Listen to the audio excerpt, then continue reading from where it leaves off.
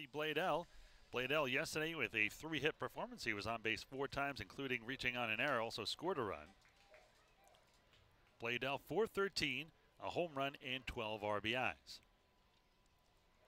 Wind blowing in again from left center field, and the first pitch here from the Skeeters right-hander is swung on and fouled deep down the right side, 0-1, and we are underway. Game 7, the final game of a 7-game homestand and the final game of a 7-game series, all against these Blue Crabs. Skeeters have won 4 of the 6. They'll lead this series 4-2. The 0-1 from Sergey. This one way outside. 1 ball and 1 strike to count. I'm going to be annoying batting title guy, I guess, all season now. Johnny Bladell, mentioned he had 3 hits last night. He now is in second in the league in hitting, surpassing Matt Chavez. But watch out for Coco, too. Now he's 4th with a 400 even batting average. Came in 380 yesterday and it went up. Yeah, believe that. 89 degrees right now to start this one. Humidity at 55%. A southeast wind coming in, as I mentioned, from left center field at 16 miles an hour, which is pretty significant. Will affect left-handed hitters for sure. The 2-1 here from Matt Sergey. Check swing, but a foul into the net. 2 balls and 2 strikes to count. And if you hear barking in the background, that is not Ryan. He is not hungry. It is bark in the park here on a Sunday afternoon. Lots of pooches around the park. The 2-2 from Sergey. This one is served into center field. That is going to be caught. Kind of a lazy line drive. It looked like it was hit pretty well, but it just hung up there. And Barnes in center brings it down for out number 1. Yeah, I was expecting Barrett to kind of come in on that, make a hard last break, and it kind of just hung up there for him and hit him right in the chest on his way in. I thought it was going to drop in there. It's just kind of hanging there a little bit. Devin Rodriguez will step in. Rodriguez had 304, no home runs, 8 RBIs. He is first in the league in doubles with 10. The left-handed hitting firstman will step in here against Skeeters right-hander Matt Sergey. It was kind of one of those weird starts for Sergey in his debut because he had good stuff. He struck out 5 in 4 innings. Really just the long balls hurt him. And, I mean, we've only seen them hit 1 home run since that start on Tuesday. So maybe kind of settles in. Wind blowing in pretty hard from right field. He's got good stuff, though. I mean, you saw glimpses of it. And I think if you're making your first start, especially a little bit later, and we're talking almost 3 weeks into the season, you know, maybe your off-speed pitches aren't fine-tuned, so you're going to go to your bread and butter fastball, and got some fastball hitters. A few of them will probably leave the yard. And the wind was also blowing out that day, unlike it's blowing in here today. Yeah, I think the numbers don't really tell the whole story there. A very promising first start, I think, for Matt Sergey. He is a Pete Incaviglia guy. Played with the Laredo Lemurs, including that championship team in 2015, as this one is low and in near the feet of Rodriguez. 1 ball, 2 strikes, 1 out, none on top of the first, just underway, no score, which I can't say happened in the last 2 games. Southern Maryland scored 2 in the first yesterday, and the night before, the Skeeters scored 4. We'll see what happens in the first here in Act 3. This one is chopped up the middle. Behind second base is the Skeeters shortstop, Rondon, and he throws out Rodriguez for out number 1. What a play.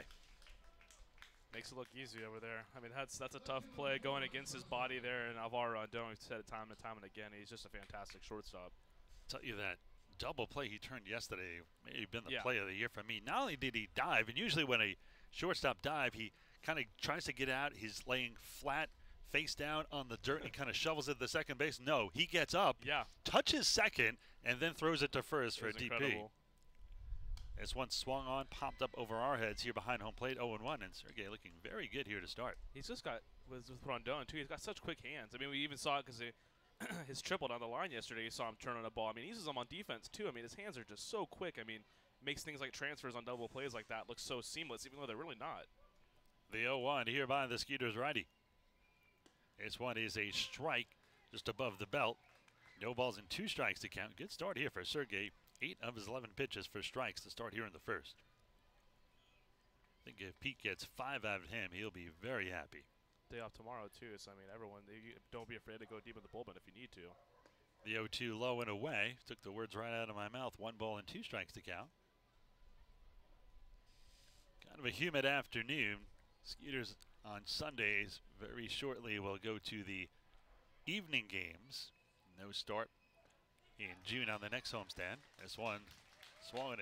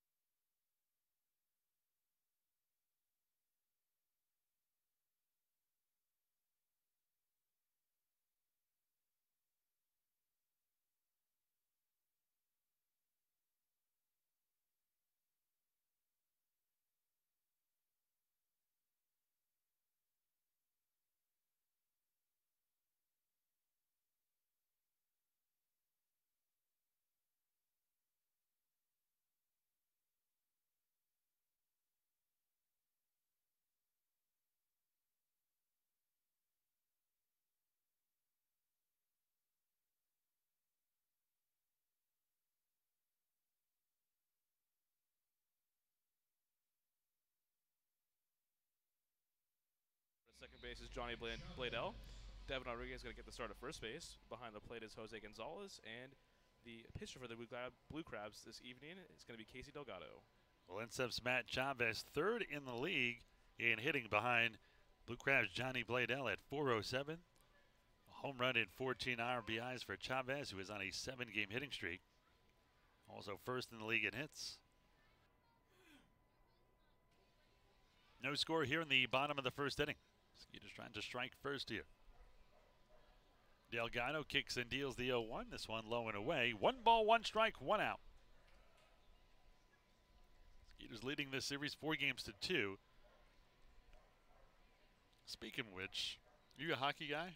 A little bit. Definitely not in my top like 3 of leagues I follow. But what's going on?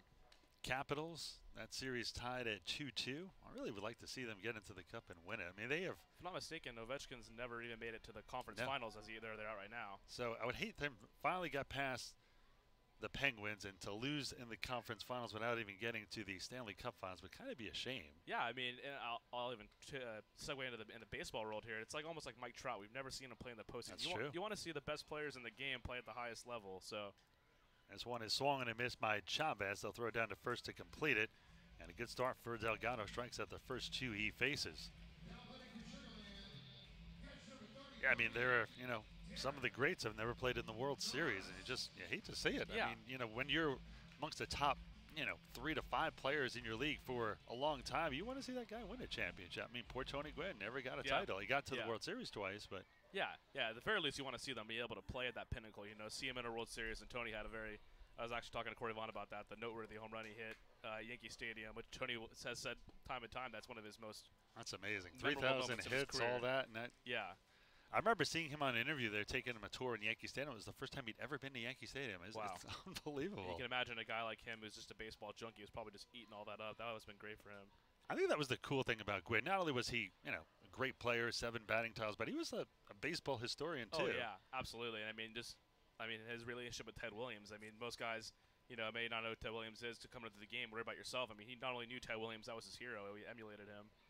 The 2-0 here is down low, 3 balls and no strikes again. It was interesting to see those interviews, like all these guys looking up to Tony Gwynn, and Tony Gwynn almost awed by Ted Williams. You had that was a very special relationship they had. There'll be a fly on the wall for some of the conversations they had behind closed doors. 3 balls and no strikes to count here to Derek Norris, and he's gotten lost in the shuffle in all these walks. He is 3rd in the league in walks with 15, and right on cue, he gets walk number 16 here.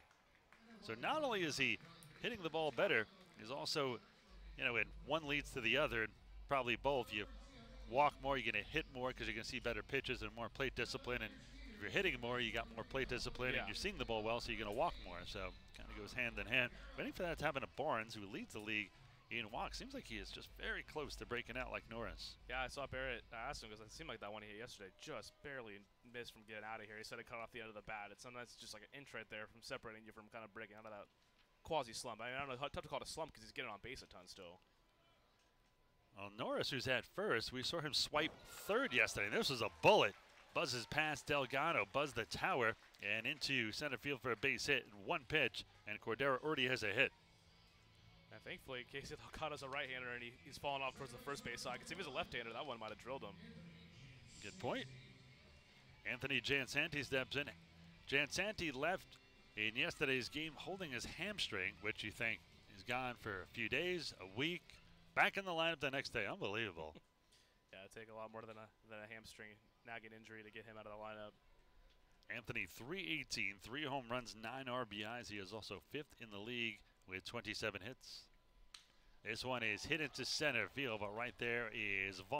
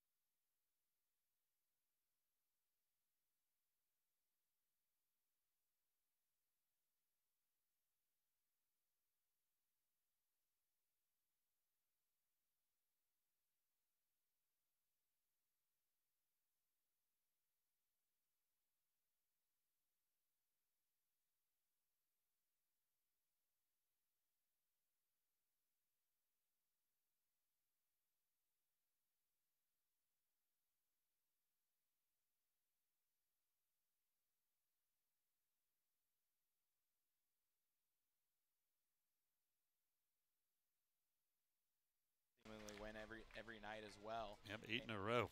8 in a row. Wow. Who are they playing right now? That's an excellent question. I think they're literally playing right now. By the way, Sanko lined a bullet to Cordero at third. So that's 4 straight to start this one for Sergey. Let's see here. Who are they playing? I think they're in the middle of their game as we speak. Yeah, they are, and they're up 4-0 already on the Road Warriors.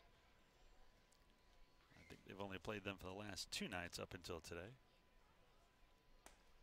First pitch here is low and away. 1 ball and no strikes here on Teodoro Martinez. Martinez, 379, no home runs, and 1 RBI. No score here in the top of the second.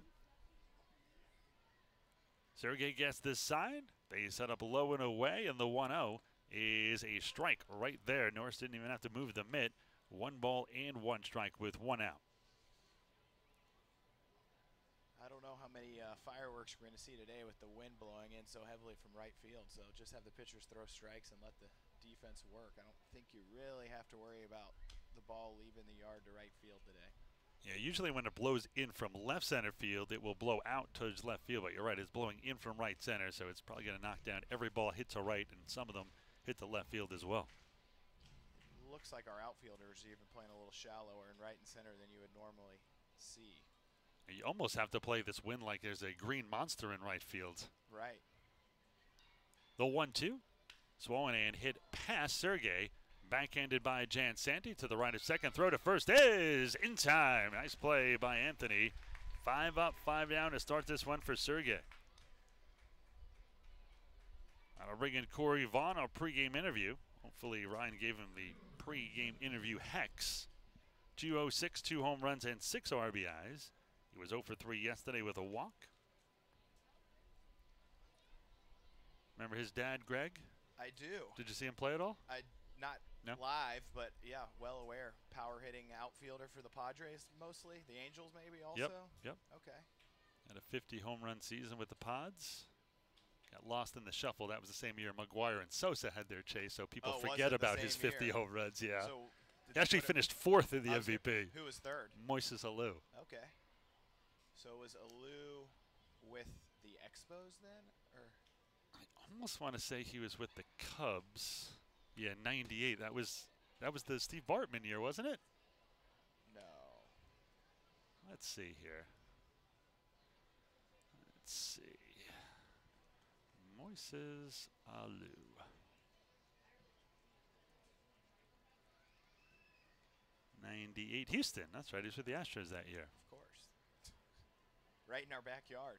312 he hit that year. There's strike 3. Nice. What a job by Sergey. Catches him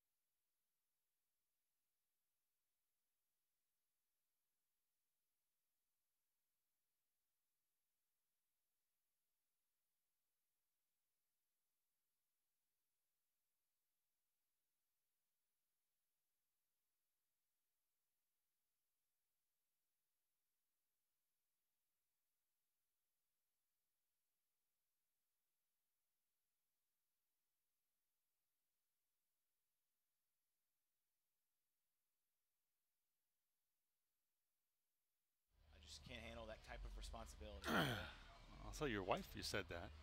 What is going on here? What's this delay? All right, everything seems to be okay. And So Sebs Hawkins. if we're gonna make this like a weekly deal, Ira, do we get this like segment sponsored by somebody? And Yes, you can. You'll be. You can bring a sponsorship for this segment anytime you want, Kevin. who do I want to be the sponsor of my segments? That's a good question. I would think it would have to be something, as this one is grounded past the third baseman, Kalika Ka'au'ala, and this one is going to be a double. And Hawkins seemed like he was getting a little ginger going into second. Let's hope he is okay. We saw Jan Santi leave after last night's game. Maybe just kind of stop there. You don't want to pull anything, so a leadoff double there. I have to think there'd be something extra in it for you, like a restaurant, so you can get, you know, like a guest pass and that kind of thing. Exactly. It had to be a premium, classy Rolls brand. Royce. I would think something like a Rolls Royce would be. You're not going to get a car each segment, though, I don't think. No, I'll take just one. I'll take a test drive. Test drive, that's nice. You can tell your wife you bought a Rolls Royce, then scare her, and then say, nah, I'm bringing it back. Yeah, I don't think she would appreciate that. This one is a little bit inside. 1 ball and no strikes here on Barrett Barnes, who leads the league in walks with 19. Skeeters lead the league in walks with 97. The next closest team is the Ducks with 70. Skeeters also have the top 3 walk leaders as well. When you lead the league in home runs and walks, that's a great combination to have. And It's unbelievable. it kind of builds on itself when you're grinding out at bats, and then they have to come in and you can make them pay with hitting a home run. It's tough for a pitcher to feel comfortable out there, I would imagine. Well, I think our hitting coach has a little security right now. He leads the league at hitting .296 as a team. I think last time I was on the air, we were about the exact same average. I said, well, I don't know how long we can keep this up.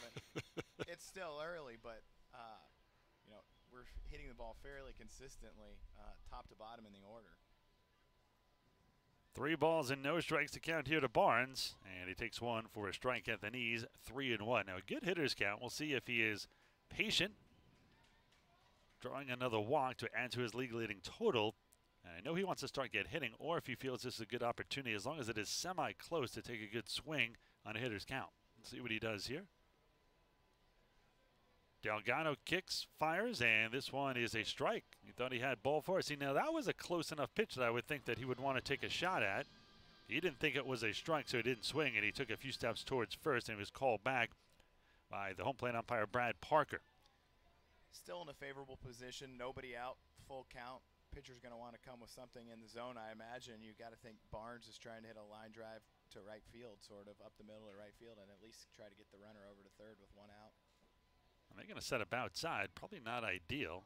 This one is low and in, missed the target, and another walk, the 20th walk of the season for Barnes. And keep in mind, this is in game number 22. So first and second, Dennis Phipps. Now, normally you'd say number 8 hitter, maybe have him bunt the runners over, but Phipps is not the bunting speed type. One more batter would be perfect with Rondon on deck, but Phipps is a power hitter, so I doubt you're going to see him trying to square around here. Would be a good time for his first Skeeters homer, I guess. Good call. And now Delgado taking too long. Phipps steps out right away. Phipps yesterday, 1 for 3, scored 2 runs, had a single and a walk. No score here in the bottom of the second in game 7 of this series. This could be 2. This could be 3. They're going to take the easy route for the double play as Ka'au'ala steps on third, throws it across the diamond to first for a 5-3 double play. Do you think he was going to try for second, maybe go around the horn for the triple play? I'm kind of surprised he didn't even take a shot. I thought he was going to at least try to go to second. Now I'm not sure if it wasn't belted at him at third, so I don't know if they would have been able to get it all the way around the diamond, but I for sure thought he would attempt to go to second, but nonetheless they got a double play, and they've really nipped this rally in the bud. So Hawkins is out at third. Phipps out at second is Barnes. And now 2 down, a runner in scoring position. 2 out, hit by Rondon. The throw to second is, wow. Thought they might have had him there. Very close at second. And Barnes a little slow to get up here.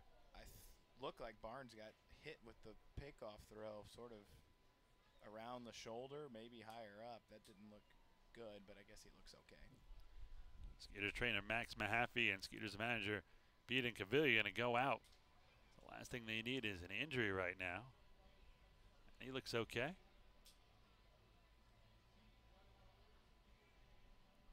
Trying to give him just a little extra rest here. I mean, there's not a lot of extra players. Colin Walsh is on the DL. You have Jeff Allen, if you need to, the third catcher on this team, Rolando Gomez, but you know, you wouldn't want to go significant time without Barnes. Well, he looks all right. Rub some dirt on it. In steps Rondon, and Alvaro comes in at 259, no home runs and 6 RBIs, but he is really starting to pick it up. Rondon, last 8 games, 10 for 28, a 357 mark.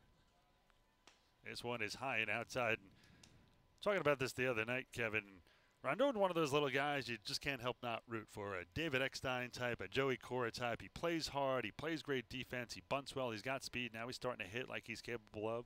He is a fantastic shortstop. I've seen him make a few plays in the early going of the season that kind of wowed me. And then yesterday, I think it was last night. The double play? Well, the double play yesterday. And then at the plate, he hit that line drive down in the right field corner, and you could really see his speed. I mean, there was really no play at third at all.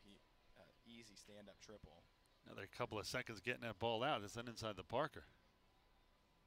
I don't think many guys in the league or even on our team would have even thought about going to third on that agree. one, and he made it easy. It's one swung and a miss as Rondon chases a high outside fastball on a 2-0 count. Now 2-1. 2 outs, runner down at second. Skeeters Barrett Barnes, the Sugar Land native, bottom of the second, no score. Ira leaving along with Kevin Zlotnick. Wind really whipping up towards left field now, so maybe some balls might go out towards left for right-handed hitters, but they're not going to go anywhere for lefties like Rondon. It does look like the wind has shifted a little bit. That's the one thing about Constellation Field. It changes 4 or 5 times throughout the game. And oddly enough, the first few years we were here, it only pretty much came in from left center strictly. I know Hurricane Harvey last year probably changed some of that, but it's been over the last 2 or 3 years it shifts quite a bit throughout the game. The 2-1. Swung and a miss. 2 balls, 2 strikes, 2 outs, runner at second. Skeeters trying to strike first here in the bottom of the second, no score. That was a pretty good pitch by Delgado. Now, I assume he has pitched already in the series. 5 shutout innings last time out. So this is their ace. I think that's safe to say. The 2-2. This one in the dirt. Bounces to Gonzalez. Nice play on a short hop. That'll run the count full 3-2. If Rondon should reach, that'll turn the over order for Kyle Kibitz, who had 5 RBIs and a grand slam yesterday, not in his first at bat.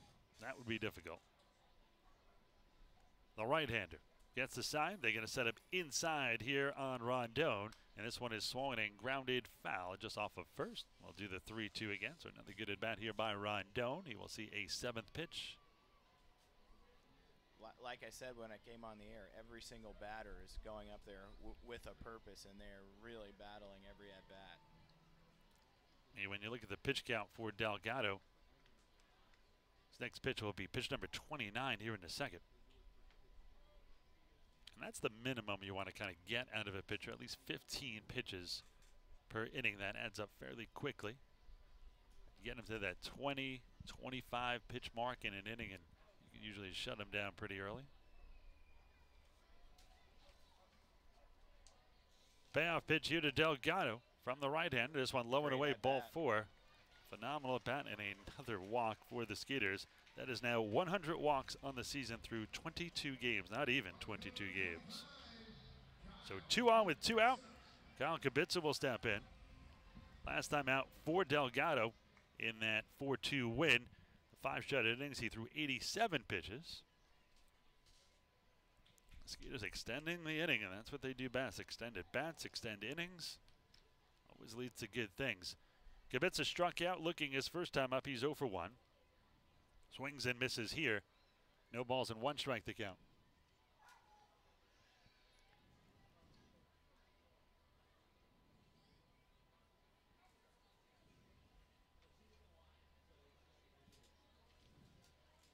No balls and 1 strike to count here. They set up low and in. This one is swung and tagged to left field. Going back is Strausberger at the wall, leaps, and it's gone.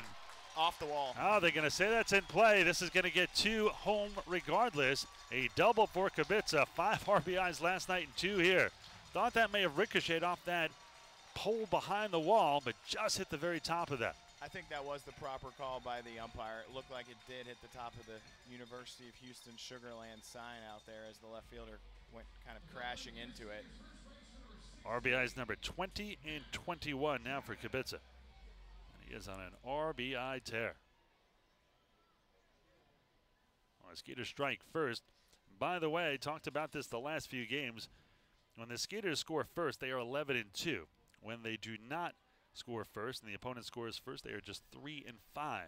This one is up the middle, off Delgado, and a diving stop by Edwin Garcia. Kubica is going to try to come home, and he's going to be out by at least 10 feet. Aggressive play. He saw Garcia dive for the ball. He knew he had to get up and still throw.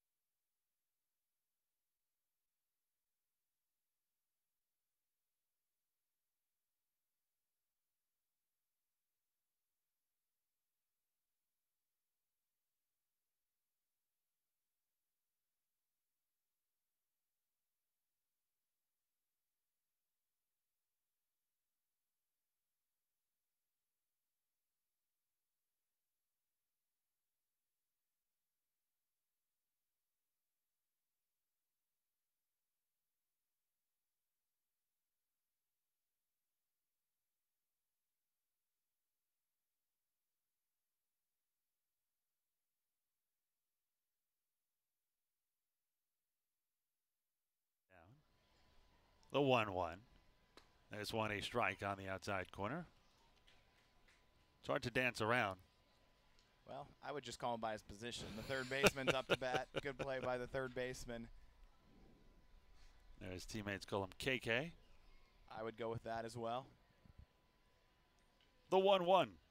This one is way outside. 2 balls and a strike here. So far for Sergey, 25 pitches, 18 for strikes. He has struck out 2, hasn't walked about it. Looking very sharp here in his second start. The righty winds and deals the 2-1 pitch. This one is swung and hit toward short, right at Rondon. Takes a step, fires it to first, right on the money as always. 6-3 put out 7 up, 7 down for Sergey. He's in a little bit of a groove right now. First pitch strikes, ground balls. It's the way to have a good start. Sergey originally from Buffalo, New York, born in Buffalo. Went to Campbell University and Boward College. Went to high school in Florida. That's where all us New Yorkers eventually wind up. When Jerry Seinfeld said, "You're in your 60s and that's the law." Well, he's a young man, maybe his parents were. Yeah, he got there a little quicker. First pitch here to Jose Gonzalez. It's on a high-tide fastball. 1 ball and no strikes to count. That 2015 with the Lemurs when he helped Pete Cavillo win the American Association Championship. He went 2-0 in 3 starts for Pete. This one is hit towards third right at Cordero. The toss across a little bit high. Chavez comes down on the bag. 8 up, 8 down here for Sergey. He began that season in 2015 with the Washington Wild Things, went 3-4 with a 2.76 ERA. Probably didn't get a lot of run support. What league are the Washington Wild Things in? I'm not familiar with that. That is part of the Frontier League. Okay. So is that Washington State or Washington, D.C.? Let's see here. Neither. Washington, Pennsylvania. Of course. Didn't think it was either one of those two, but I couldn't think of where it was. Thriving metropolitan, I'm sure. Yeah. People coming and going. It's a tourist capital, Washington, Pennsylvania. I do like going to York. A lot of history there, near Gettysburg, near Hershey Park. Town's pretty nice. I have been there, and it is pretty nice. Got that great farmers market. What's your favorite road venue in the Atlantic League? Road? You mean the stadium itself or just the whole town? 2 different questions, town and stadium itself. Good follow-up, Kevin Slotnick. Thank you. I would say... If you're listening, Rolls-Royce, I'm here for a sponsorship. You got to go out and get it, Kevin. This one is swung and grounded foul. I think I like the town of York. Really quaint. A lot of art in the town as well. I think makes it really nice. Got some good food in the town. I say from just the park itself. Now, from the broadcast booth perspective, I don't like the booth because of where things are positioned, but Somerset is actually a nice park. They do a nice job with it. They got like a Hall of Fame and that kind of stuff. I have been there, and the Hall of Fame you speak of is very cool. This one is sky to right field. Kibitza back.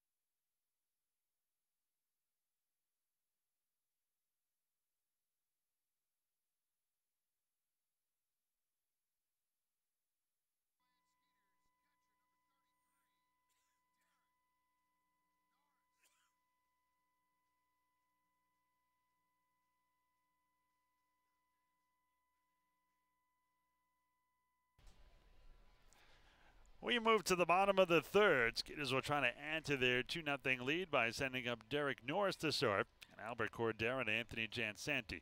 Swanee is down low in the dirt, 1-0. Norris kind of overlooked here. If he is third in the league in walks, got his 16th in his first at bat, so no official plate appearances yet. Norris comes in at 269 overall with a home run and 9 RBIs.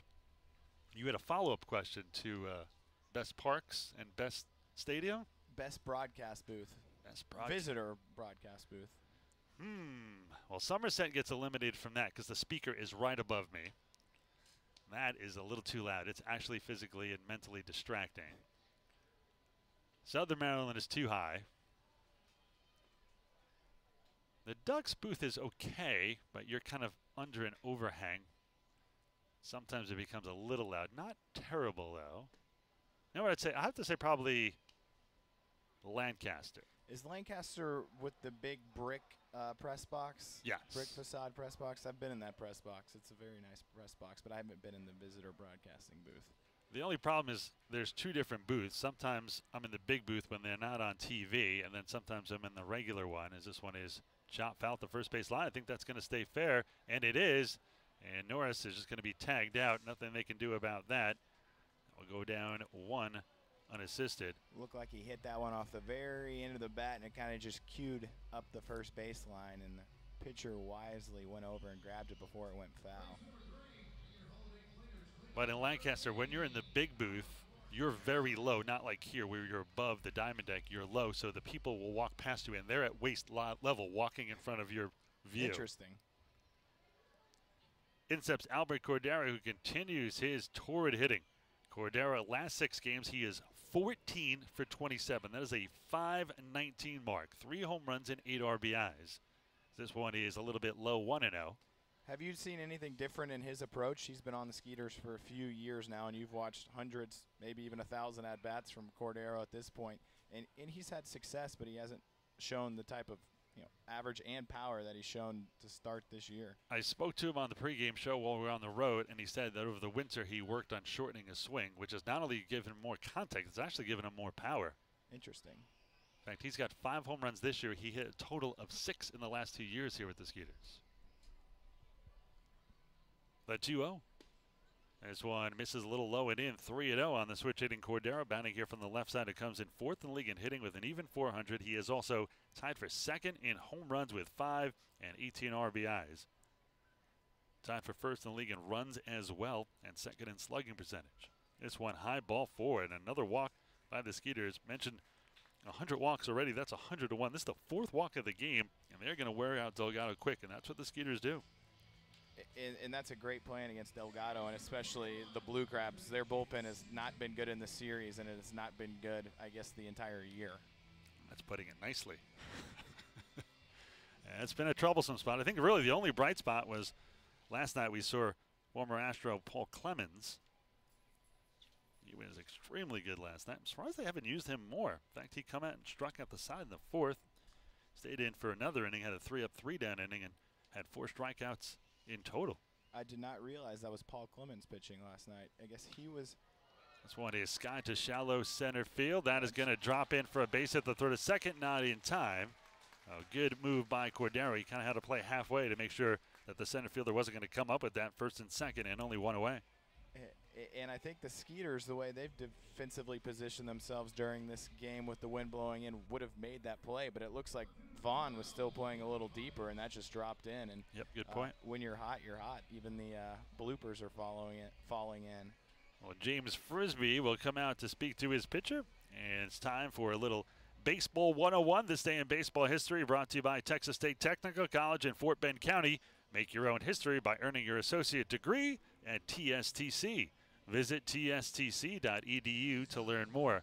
Well, on this date, May 20th, 1998, professional baseball returns to Bridgeport, Connecticut for the first time in nearly half a century when the hometown Bluefish beat the Newark Bears in front of a sold-out crowd in the new ballpark at Harbor Yards. The Atlantic League Club is the first pro team to play in Park City since the Bees Colonial League suspended play in the 1950 season. That's a look at our This Day in Baseball History, brought to you by Texas State Technical College.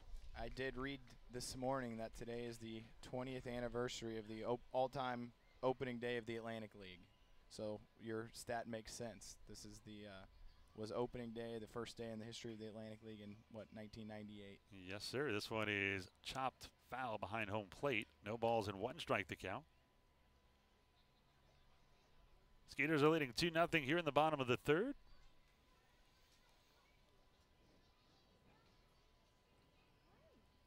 Two runs on 5 hits for the Skeeters. The right-hander Delgado will look at second, a double take, and now comes home as this one is a bullet hit into left. Will it hang up?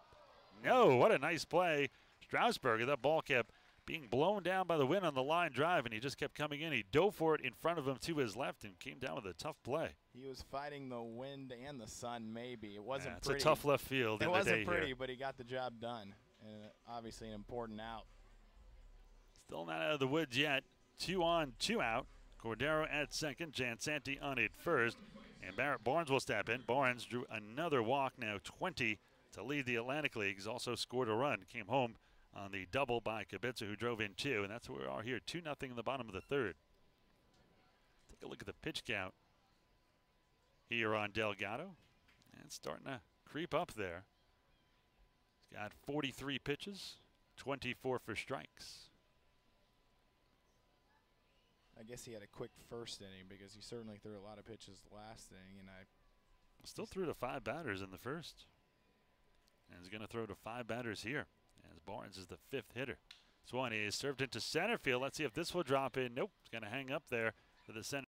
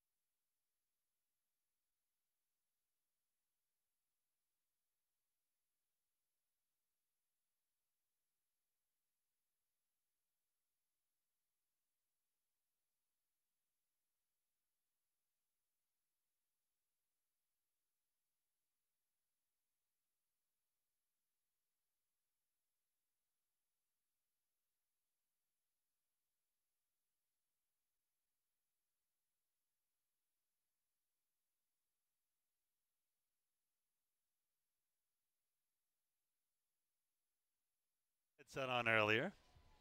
What is your dog's name here on Park in the Park? Brittany. Brittany Spears, or is there some relation there? She's a Brittany Spaniel. I think yeah. Oh, that's right. This is the cat kitty conversation from yesterday. Oh, she was. She had the headset on. She was ready to go. Now, ready to go here is Matt Sergey. So far, 9 up, 9 down through the first 3, and this one is a strike on the outside corner to the leadoff man, Johnny Bladell. It'll be 1, 2, and 3. Bladell, Devin Rodriguez, and Ryan Strasburger. Skeeters a 2-0 lead here in the top of the 4th. Trying to win this series 5 games to 2. The 0-1. Swung and missed on a high outside fastball and quickly ahead of the second leading hitter in the league, Johnny Bladell. Still think that's a good alter ego for a superhero. By day, he's Johnny Bladell. By night, he's the Blade. That's a good nickname for him, the Blade. The 0-2.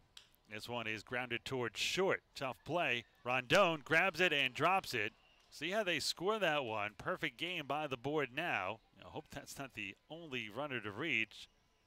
See how they call that one. Could certainly be an error. Yeah, that was Rondon's ball all the way. Cordero kind of got in front of him. I think Rondon got confused. Wasn't sure if Cordero was going to scoop that one up, and I guess a miscommunication right there by the Skeeters. Still no ruling on that. We'll see how it is in a moment. Devin Rodriguez, the left-handed hitter, will step in. First baseman grounded out to short. Speaking of Rondon, his first time up. And they're going to make it an error. So the no-no is still intact. Sergey steps off. Bluffs throwing towards first. Getting back easily is Bladell. Skeeters 2 runs on 5 hits. Sergey from the stretch with the runner on comes home. Swung and missed. No balls and 1 strike to count. Devin Rodriguez, definitely not the only athlete in the family. His mom, Natalie, played semi-pro softball for 16 years. No kidding.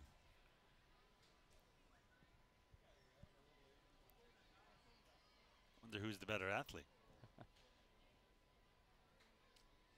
Tyler Stam paying us a nice visit here. Oh, and a good crowd. He hands me the attendance. 5,413 here on a Sunday afternoon. This one's skied in trouble. Cordero fighting the wind and the sun at third and grabs it to his left for out number 1. That was not an easy play. I have to ask, does that attendance number include dogs? That's a good question. I'm going to take it as just people. Definitely a lot of dogs need a ticket as well. So 1 on and 1 out as the 3-hole hitter Ryan Strasburger steps in. A right-hander hitting left fielder struck out his first time up. 1 of 2 Ks Sergey has on the day. Now look at this shift. 3 guys to the left of second. And if he gets a ball past Sergey, he might get a double out of it.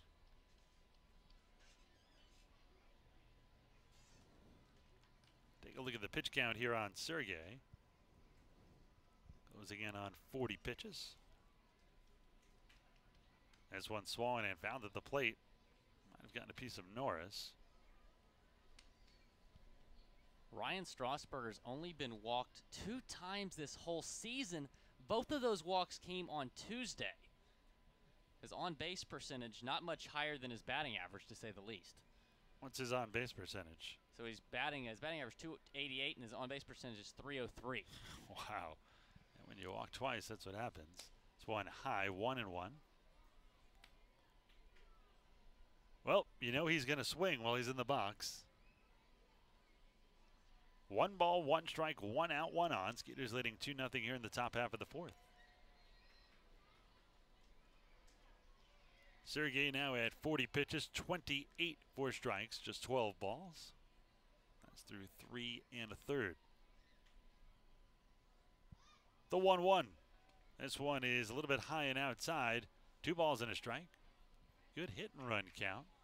Down 2-0, and James Frisbee, the manager and third base coach, flashing a bunch of signs down there, which all could mean nothing. Strasburger doing well in this series, 8 for 25. That's good for a 320 average through the first 6 games of this series. I'll tell you, if this is a hit and run, though, I think he just has a tell like you would play poker. He does not go, so that was a fake sign. He kind of walked down towards home plate while he was flashing those signs. I thought maybe he does that, doesn't realize it. He's doing it again. I wonder if James Frisbee brought Starbucks to the ballpark again. Coffee to go yesterday as he was tossed. 2 balls and 2 strikes here on Strasburger. Sergey looks at the runner at first, Bladell. Bladell has speed. One of only a few guys on this team that has speed. Got a big lead at first. Does not go. This one just off the outside corner. That'll run the count full 3-2. So you could try hit and run again here. 3 balls, 2 strikes, 1 out and runner at first. Blue Crabs trailing 2-0 here. Bladell, 3 stolen bases this season. The rest of the team just has 4 combined. 7 total. They've been caught 8 times. They set up away. The throw to first. Diving back in is Bladell. He's got a big lead, but that wasn't really even that close. Not that Sergey doesn't have a good move. Bladell just quick reactions getting back. He thinks there might be something on. That's what I'm suspecting here too. Sergey's ready. They set up away. Norris in position to throw down. There goes Bladell. This one hit to third. Cordero has it. He'll go to second. They missed him. They go to first in time. Kind of surprised that he tried it at second. Bladell was off and running and had a pretty good jump. Yeah, when Cordero was making the throw to second base, Bladell was sliding in. He was going to be safe easily, but a heads-up play right there from Jan Santi to get the ball back over to Chavez at first base. So that's not a 5-4-3 double play. It's just a 5-4-3 putout. Bladell at second, 2 down, and in steps Angelo Sanko. Now, this is one of more your interesting facts. He's 0 for 1. Came in batting an even 200, no home runs, no RBIs. Now, granted, he has not played a ton of games at all, so not saying he has done this over the course of a lot. He's playing in his 10th game, but he has been the cleanup hitter in all 7 games in this series, and yet does not have 1 RBI. Now, granted, guys in front of you need to get on as this one is popped up right side. Jan Santi calling for it. Right on the outfield grass, and he'll bring it down. So the perfect game by the board with the error on.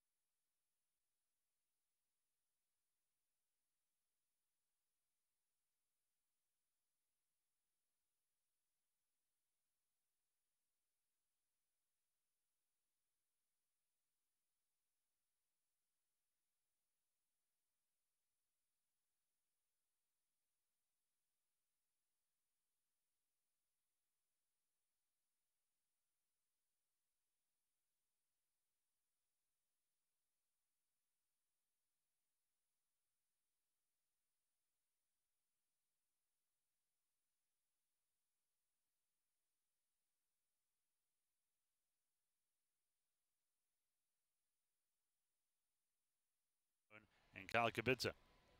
Phipps has hit into a double play. He's 0 for 1. Righty-righty matchup beer for the Blue Crabs right-hander. Casey Delgado, first pitch is high. 1 ball and no strikes to count. You're wondering, pitch count on Sergey, 45 pitches through 4. The 1-0. This one is down low. 2 balls and no strikes here. Dennis Phipps started his Skeeters career 1 for 12, but since he's 4 for 7, and of course 5 RBIs in the win on Friday. Open stance from the right side, stands very close to the plate. Puts his weight on his front toe. That heel does not touch the ground. This one down low 3-0. Phipps also was teammates with Alvaro Rondon last year on the Texas Airhawks. Those two reunited. They set up low and away. The 3-0 is skied. Phipps hitting 3-0 left side, and they're going to run out of room.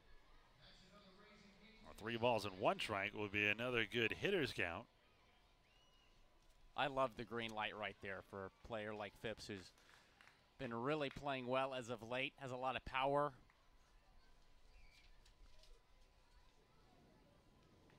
Wind getting stronger here in the booth.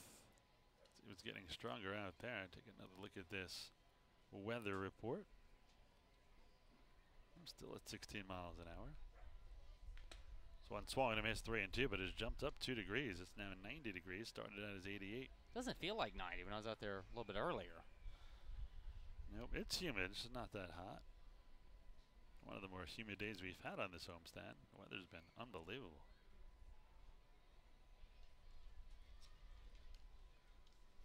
Well, full count here on Phipps. Skeeters leading 2-0. Bottom half of the 4th inning. The right-hander Delgado deals, and this one high ball 4, and the Skeeters have drawn their 5th walk of the night already. They have 102 for the season. They were already the Atlantic League leader in walks coming in, and 5 through 4 plus? Yeah, I wanted to say 3, but I guess we're in the 4th now, so it's a lot of walks. Speaking of, Alvaro Rondon steps in. He walked in his only trip to the plate, came around to score. Norris has walked. Cordero has walked. Barnes has walked. Phipps on first walked, and Rondon batting here. Rondon squares to bunt, but pulls it back on a high outside fastball, 1-0. Rondon was hitting 2 of 18 first 4 games of this series. Last 2, though, he's 5 of 8. Getting better at bats, too. Hasn't struck out since Tuesday. Wow. Hope I just didn't jinx him, but. Probably. Becoming the king of the jinx. The 1-0. And here's a bunt. Slow roller. They're going to have to hurry the throw in time. Nice play by Delgado. It was not far enough down the first base side. It was about just to the right of the mound, going towards first, but a little further. So Rondon beat out one that wasn't even a great bunt yesterday, but he is great at deadening the ball. Phipps down at second on the sack bunt. The sack will go down 1-3. And back to the top of the order with Kyle Kibitza. All he has done in the last game plus, not even game and a half, is drive in 7 runs. 5 yesterday, 2 already here today. In 2 at bats, he struck out looking his first time up and had a double that drove in 2. And that's where we stand here, bottom of the 4th. Sugarland leading the Blue Crabs 2-0. Curveball swung and fouled off right side, in and out of the Skeeters dugout. Kibitza waited well on the curve. Kibitza, of course, the 5 RBI game last night, but that's not his first 5 RBI game of the season. Wasn't his first grand slam of the season either, Ira. Yep, 2 slams in 3 weeks. The 0-1 by Delgado. He looks at second, deals home. Curveball swung and waited well again. This one may hang up in right field, though, as the wind kept blowing it down.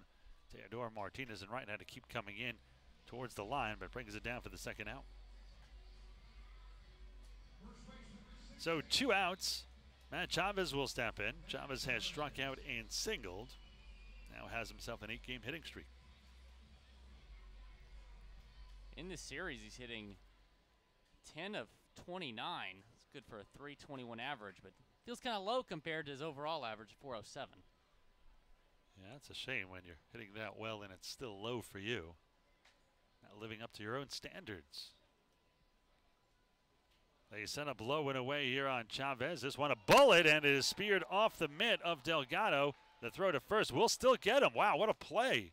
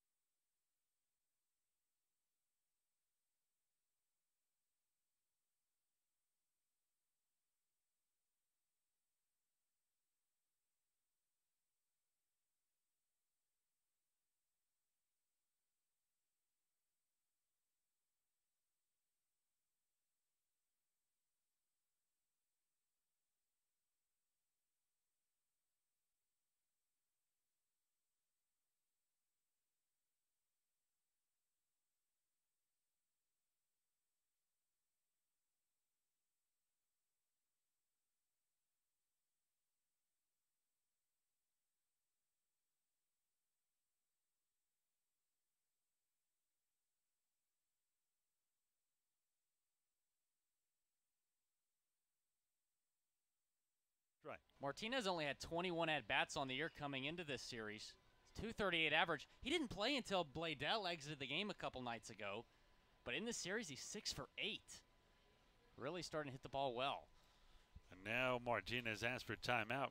He's sweating it done. Wanted to wipe the brow there. Oh, welcome to Houston humidity. A little bit of a crouch as he's waiting for the pitch, but then stands straight up, waggles the bat behind his back. He's wanting to hit towards second, right at Jansanti. He'll throw it to first, and there's one down. Sergey continues his dominance, the second time that Martinez is grounded out to second. Corey Vaughn steps in. Vaughn struck out. He is one of 2 strikeout victims, and the last by Sergey. Vaughn 206, 2 home runs, 6 RBIs. This is great to see from Sergey, who kind of struggled a little bit in his Skeeters debut. 4 runs in 4 innings. But still perfect so far. The only base runner he's allowed was an error from Rondon. Well, in steps Vaughn, our pregame interview. He played previously while in the Mets organization for Wally Backman, who is now the New Britain Bees manager. We will see the Bees on this road trip. Skeeters will play 3 in Somerset starting on Tuesday, including a morning game on Wednesday, and then go to New Britain for the first time this year. Skeeters started here at home to begin the 2018 season with 6 against the Bees. It was not pretty for the Bees, as the Skeeters went 7-0 to start the season. 6 taken from the Bees. Bees got stung, if you will. I see what you did there. The 1-1 here by the righty. This one swung a hit towards Rondon. Gobbles it up, throws it to first, and he'll get him. Chavez stretched towards right field, and there's 2 down. 6-3 on the putout. In steps Edwin Garcia. He grounded the short his first time up. He's 0 for 1. 274 with a home run and 7 RBIs coming in. He's raised his average over 100 points in the last 4 games. Started the series 0 for 8. Since then, he's 9 for 15. Average has gone up from 170 to 274. Not too shabby last couple games from Garcia. Garcia always a very good fielding shortstop. Starting to hit here as well, as Will mentioned. First pitch by Sergey is a strike on the outside corner. No balls and 1 strike to count. Skeeters leading 2-0 here in the top half of the 5th. Trying to take 5 of the 7 games here against the Blue Crabs. They set up low and away, and the 0-1 is fouled down the right side, 0-2. And Sergey 1 strike away from his 4th 1-2-3 inning of the game.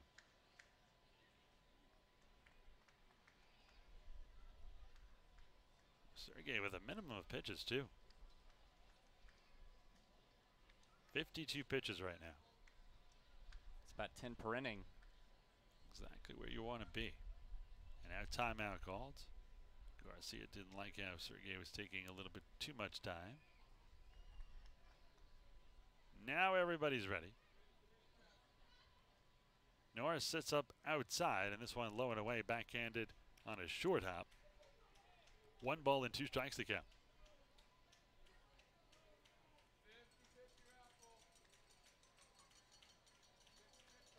And he continues to howl, and it keeps moving around, now blowing in from left center field, which is the norm here at Constellation Field. It was blowing in from right center to start. The 1-2 by the Skeeters right-hander is just off the outside corner. Delgado took about 3 steps towards the dugout, but called the ball. So 2 balls, 2 strikes, 2 outs, 2-0 Skeeters here in the top of the 5th. Sergey was halfway to the dugout. He thought he had that, but did appear a little bit outside. Good pitch, though. See if they're going to do some here.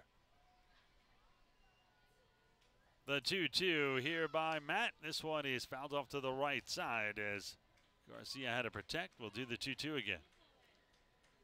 Garcia was with the Rangers organization before he was with the Blue Crabs. Actually spent the entire 2016 season in Texas with AA Frisco and AAA Round Rock. So 2 very nice parks. He's back playing in Texas again. So we'll do the 2-2 at least one more time here. See if Norris goes back outside for the 3rd straight time. He will. The 2-2 swung and hit into left field. That's going to be the first hit of the game. And no is no more. The perfect game ruined last inning and a 2-out single here.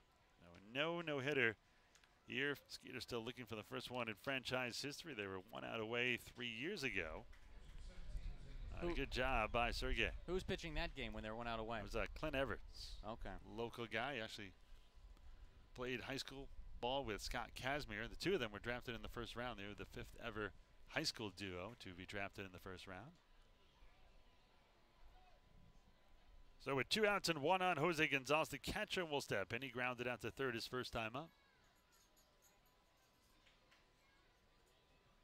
This one is Sky down the right side, foul. No balls and 1 strike to count. How's your dog liking the park? I think she needs to go potty. Either that or your dad. One of the two. No balls and 1 strike to count here on Gonzalez.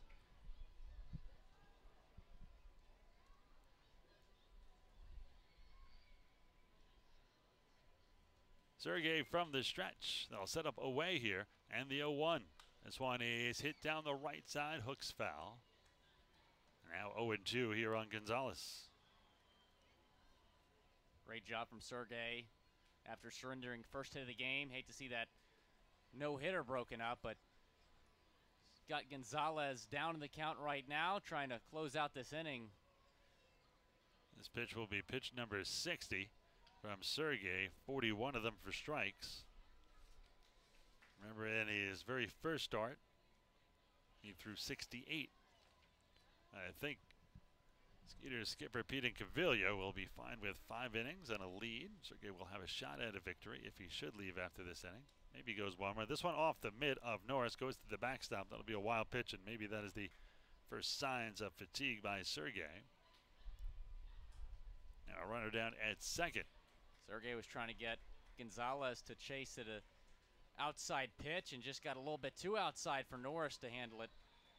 Now a runner in scoring position for the first time tonight, I believe, for the Blue Craps.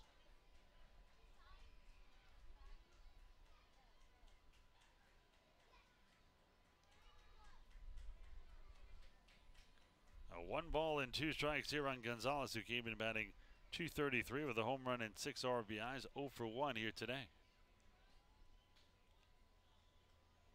Sergey will look at second and fire it home, and this one misses outside 2-2. Action now begins in the Skeeters' pen, as I think Pete Cavilla was thinking along the same lines I was, that he is starting to fatigue a bit. Skeeters have a lefty warming. That's Dan Runsler, the former big leaguer.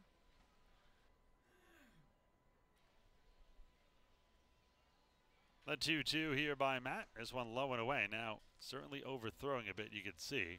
Got to run the count full 3-2, and you'd hate for him to come out of this game 1 out away from qualifying for the victory. He pitched so well. Well, he just needs to pitch at Gonzalez right here. You know, don't be afraid to throw one over the plate. He's been throwing him outside last couple pitches, trying to get him to chase. I don't want to make a mistake. Just like that, it would be a 2-2 game. The Skeeters have dominated this one. Payoff pitch.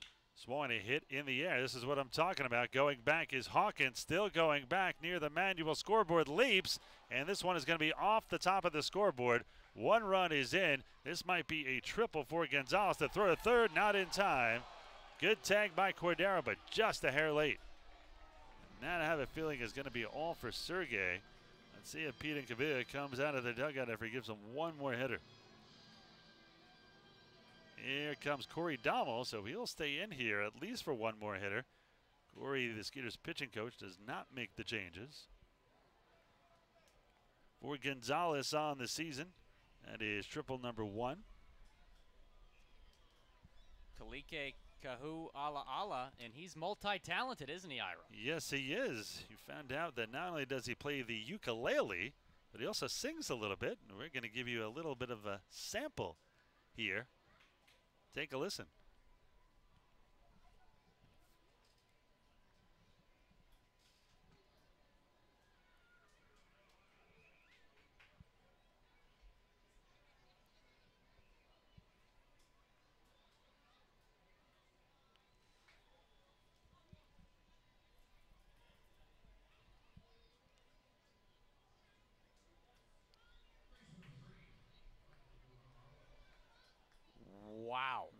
all I by gotta the say. third That's baseman. pretty good. That's really good. When I first found that YouTube video, I just figured he was gonna play the ukulele. I know he was gonna sing, and I'm That's like, what when I he thought. started singing, I'm like, wow.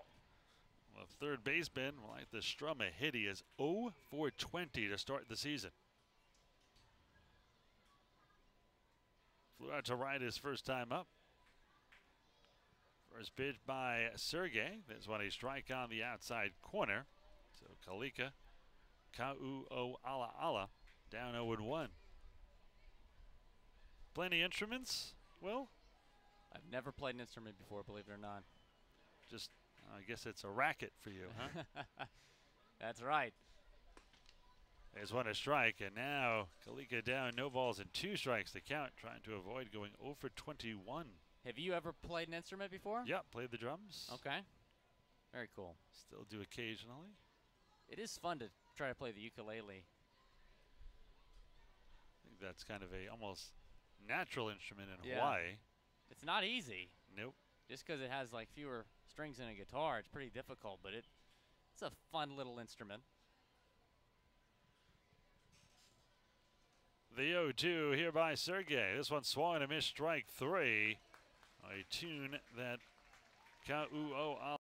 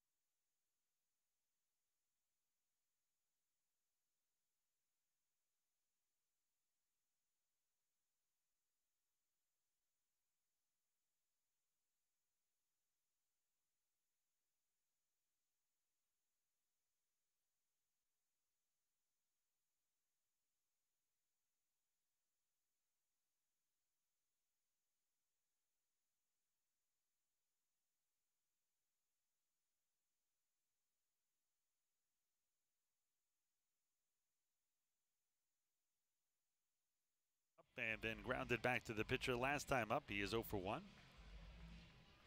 Derek came in at 269 with a home run and 9 RBIs. Still on the hill is Casey Delgado, for his 5th inning of work.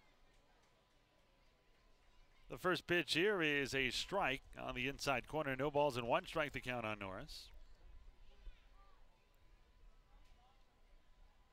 Norris spent time with the Padres at the big league level, 2015 and 2016, and then with the Rays in 2017. Was selected to the 2014 All-Star game as well while with the A's. As one is swung and chopped towards short. Throw to first in time, and that is out number 1. Delgado now at 57 pitches. 33 for strikes, 24 for balls. Albert Cordero will step in. Cordero, perfect so far. Another good afternoon. He has singled and walked last time up. That was after being on base 4 times yesterday. Reached on a fielder's choice, was intentionally walked, 2 singles, 2 runs scored, and an RBI. This one is skied to right field. Any other day that might have a shot, but the wind blowing in way too hard. And bringing it down is the right fielder, Teodoro Martinez. Quickly 2 down. Anthony Jansanti will step in. He flew out to center and singled. Between the innings, he's part of the Are You Smarter Than a Skeeter promotion. He had to go up against a fan and name the most states. Hope he got his hometown Connecticut, home state Connecticut. Did a pretty good job, was rattling him off. So Instap's number 21 came in at .318 with 3 home runs and 9 RBIs. Came in 5th in the league in hits too. Now has 28 total. Squares the bunt here. Pulls it back as that was a high, tight fastball. 1 ball and no strikes to count. You got a chance to talk to Ben Grissett yesterday, and Casey Delgado was actually teammates with him last season at AA Binghamton. Part of the Mets organization. Up near your Syracuse. This one a strike on the outside corner, 1-1. You didn't go to any Binghamton games, Oh, did you? I went to a lot of Binghamton games. Oh, wow. Okay. 4 or 5 games in about 2 weeks span. It was a lot of fun. Anybody stand out? Tim Tebow. You may have heard of him. Anybody good? He did all right. He, in I think 3 of the 4 games I went to, he got on base every single time. Still don't think that experiment's going to work out But, well. Although the way the Mets are playing, they might as well bring him up because that's the only way they're going to Yeah. sell some tickets this season. I will say Peter Alonso really stood out, though. One of their top prospects. Hitter? He's a first baseman. Power? Average? Oh, huge power. Yeah, he actually played at University of Florida. And I'm an LSU fan, so I hated him. He was an LSU killer. 2 balls, 2 strikes, 2 outs. Skeeters leading 2-1 as number 21 awaits the pitcher. This one swung and fouled off to the right side. Count remains 2-2 here on Anthony.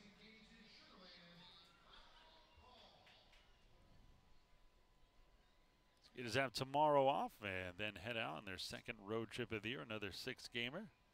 3 against the Patriots and 3 against the Bees. They lost 2 of 3 from Somerset. They took all 6 so far from New Britain. Though last year the first trip into New Britain was freezing and the Skeeters did not play well there at all. Another 2-2 coming here to Jansanti. They will set up low and in, and the 2-2 by Delgado is hit into left field for a base hit.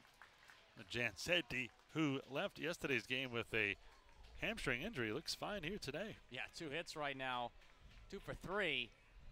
He was questionable for today's game, kind of a late add to the lineup, I guess you could say. And yeah, like you said, he appears just fine.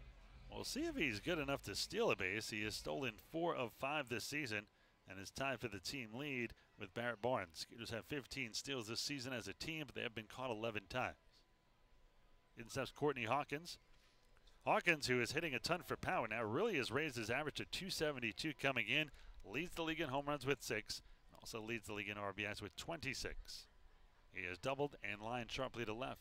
He's hit the ball on the screws twice. This one fouled off to the right side. No balls and 1 strike to count. Courtney Hawkins, 8 for 24 this series, 333 batting average.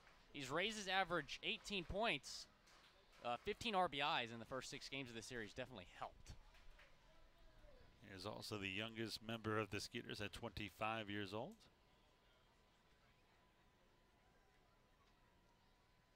The 0-1 here from Delgado. From the stretch, he'll fire home, and this one is hit towards third. Glove by the third baseman, and that will be it. He'll throw to second.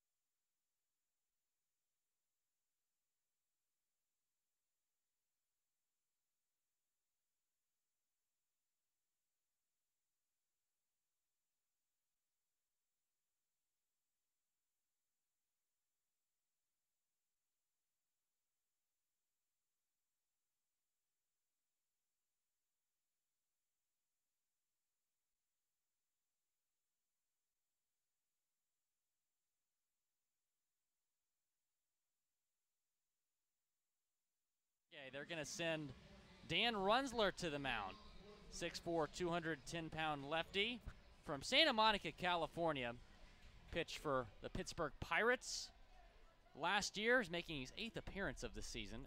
8.44 ERA, surrendered 5 earned runs on 6 hits.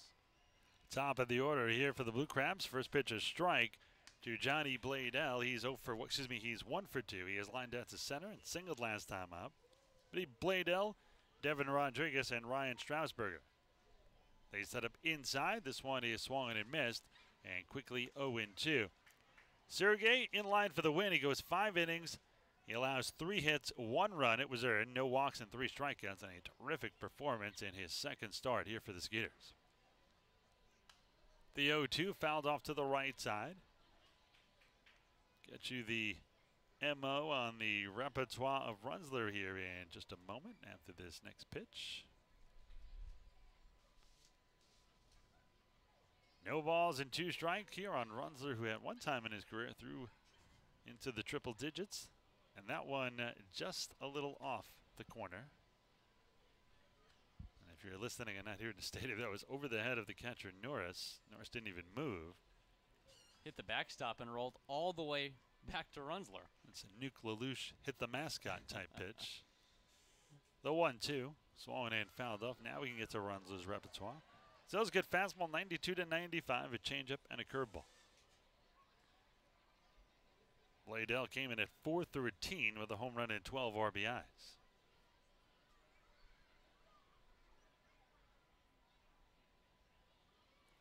Runzler from the stretch with nobody on here. This one is just a little low, 2-2. Just missed. This is Runzler's 3rd appearance of the series. He's pitched 2 scoreless innings thus far. Struck out 5 through 2. Looking very sharp.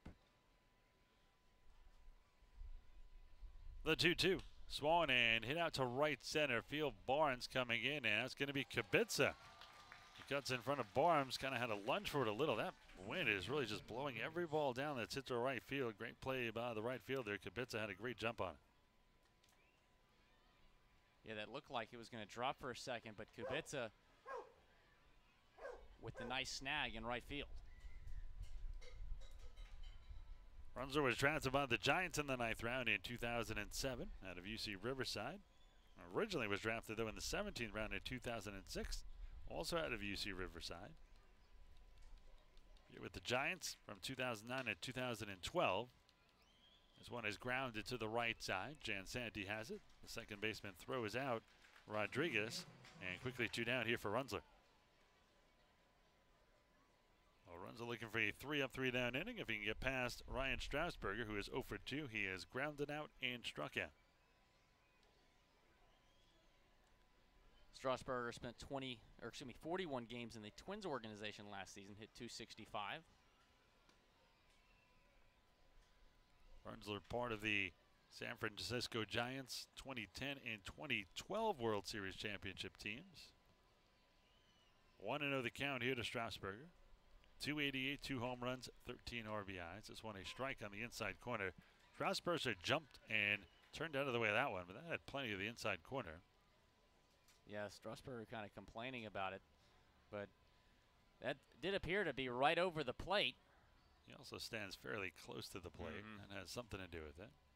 Norris is going to come back inside here. Big curveball, just a little high. Good break on that one by Runzler. Now 2-1 here on Strasburg. Skeeters leading 2-1. The 2-1 coming here to Strasburg. This one is swung and missed. 2-2. Bottom fell out of that one. Good pitch by Runzler. Looked like the changeup. 2 balls, 2 strikes, 2 outs, top of the 6th. Skeeters leading by 1, 2-1. They set up inside again. And the 2-2 swung on and missed. Strike 3. Runzler gives the Skeeters now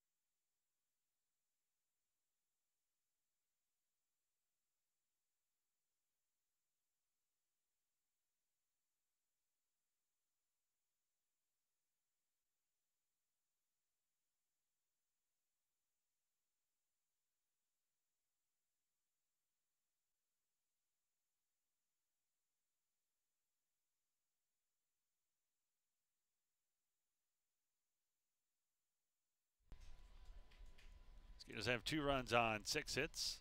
The Crabs 1 run on 3. No errors on either side of the ledger. I'd really hate to lose this game after really dominating performances by the Skeeters, and 4-3 in this series would kind of be a little bit of a disappointment.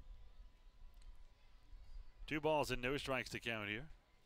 Barnes has walked and scored and flatted to center. If Barnes gets on, look for him to steal. He's amongst the league leaders in stolen bases. The 2-0. Swung and ripped foul down the left side. Luckily, nobody was in a seat where that was hit. Well, we knew Delgado was pretty good because against the Skeeters on Wednesday, went 5 innings, no runs allowed. Looking sharp again tonight. Skeeters still up, though. This one swung and fouled back. Another good hack there by Barnes. Skeeters have action in their bullpen. Alejandro Chacin warming up. No runs that will probably just go the 1 inning. Skeeters will probably, with the day off tomorrow, will throw a reliever for every inning for here on in. The 2-2 swung on a bullet down the third base line. That's a fair ball. Around first, heading for second. Barnes will have himself an easy double here. And the Skeeters in business have a runner down at second with nobody out to start the 6th. 6th double of the season for Barrett Barnes. I'll bring in Dennis Phipps. Let's see if Dennis can get Barnes over to third base, or maybe Dennis will be a menace and do something a little further. Still waiting for his first home run. Wind blowing in from left center right now, so it's not going to be an easy chore. Base hit would get Barnes home with his speed. If Edwin Garcia gets any deeper at short, he'll be in left. And the left fielder, Ryan Strasburger, is maybe 7 feet in front of the warning track.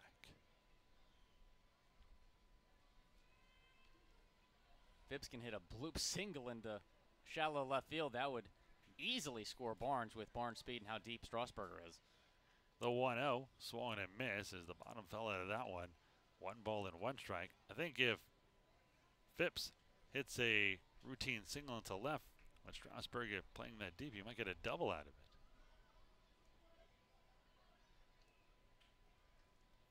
Take a look at the pitch count here in a minute on Delgado. Starting to get up there. This one is in the dirt. 2 balls and 1 strike to count. 75 pitches now for Delgado. 45 for strikes. No action in the Blue Crabs bullpen. The Crab Shack is empty. We mentioned that Delgado was with AA Binghamton last season. Pretty solid numbers. 11-6 with a 4.59 ERA. Shocker, a no call, no visit trip to the mound with Gonzalez out there this whole time. Why am I not surprised? So 2-1 the count here to Phipps. Barnes leads off a second. Skeeters would love some insurance. They're up just 2-1 here in the bottom half of the 6th inning. Delgado has kept his team in this game. Now taking a little bit too long. Phipps asked for timeout. The humidity will wear out a starting pitcher here.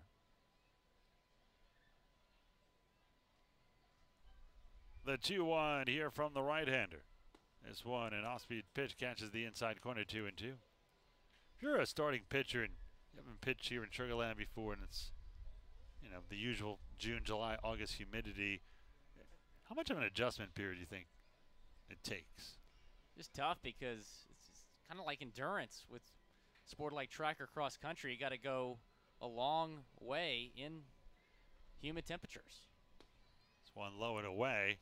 Phipps managed to lay off that one. Now full count, 3-2. It's not easy being on a golf course for a couple hours in this heat. Just imagine being on the mound facing professional baseball players. Especially when there's no cloud cover like there is tonight. You get the hot Texas sun and the humidity.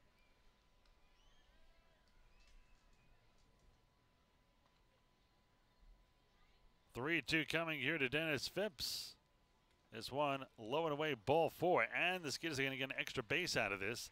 It goes off the mid of the catcher Gonzalez, so now down at third is Barnes. That will probably be a pass ball. He should have had that. Skeeter's 6th walk of the night here against Delgado, who's playing with fire now. So runners on the corners with 2 down. Excuse me, with no outs. See if Rondon is swinging away here. He has walked and had a sac bunt already.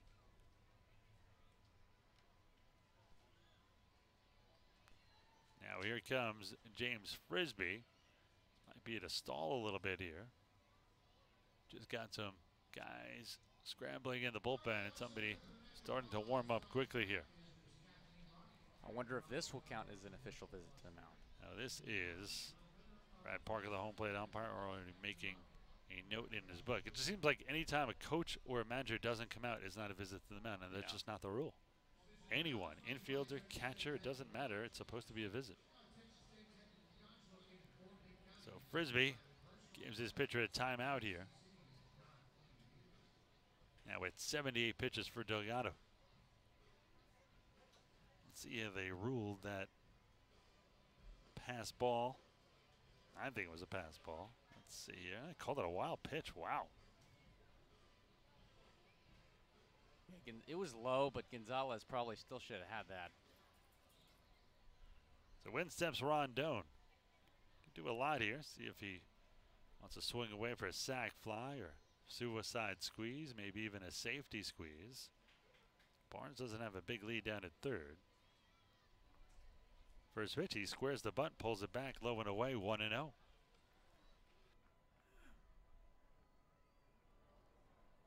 Casey Delgado, a Austin P graduate, the Governors, Tennessee. Southern Maryland playing about halfway. In on the cutout is the third baseman. Now he squares the bunt. See, I don't like this move. He's tried it here now as he fouled that one off 1-1. I let him swing away here. Rondon has good bat control and he could get it deep enough for a sac fly. Yeah, no outs. Really all you got to do is get one of the outfield right here to get Barnes home. Infield playing in, you don't want to risk Barnes getting thrown out at home.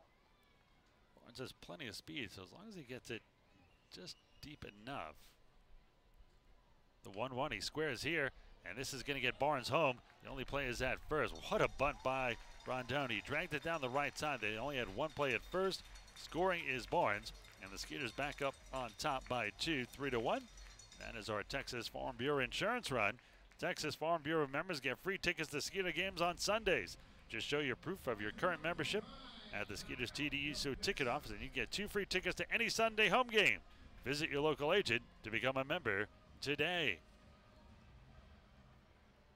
Also, another potential insurance run down at second as Phipps gets down to second. Sack bunt goes down 1-3. Back to the top of the door with Kyle Kubica, who had 5 RBIs last night. Already has 2 here today and 3 at-bats. He has struck out, doubled, driven in 2, and flat out to right last time up. He is 1 for 3. Skeeters now leading 3-1 here in the bottom of the 6th.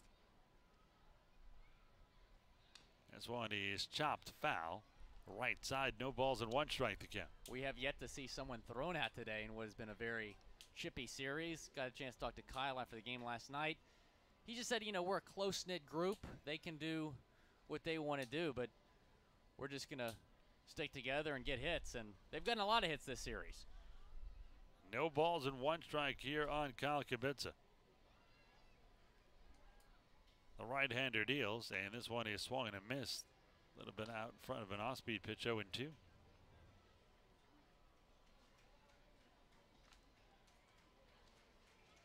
83 pitches now for Delgado, 50 for strikes. Don't know if he'll have another inning left in him. He still has to get out of this, only 1 away.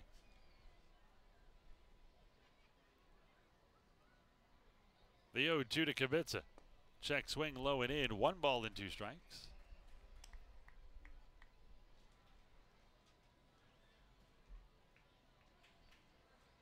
Cool down a little here with all this cloud cover. Nice little breeze coming in the press box right now. Not bad at all. And on Tuesday, Brett Marshall will go back to the mound after his pinch hitting performance the other day.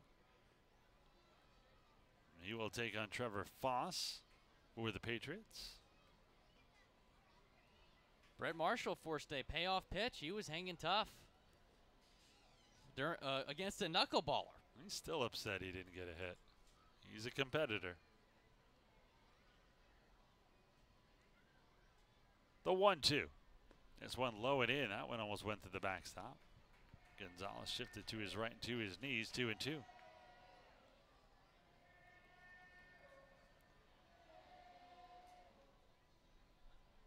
Kubica is so good when he's behind in the count and he gets back in the at-bat right away. We saw that last night when he hit the grand slam, seeing again right now.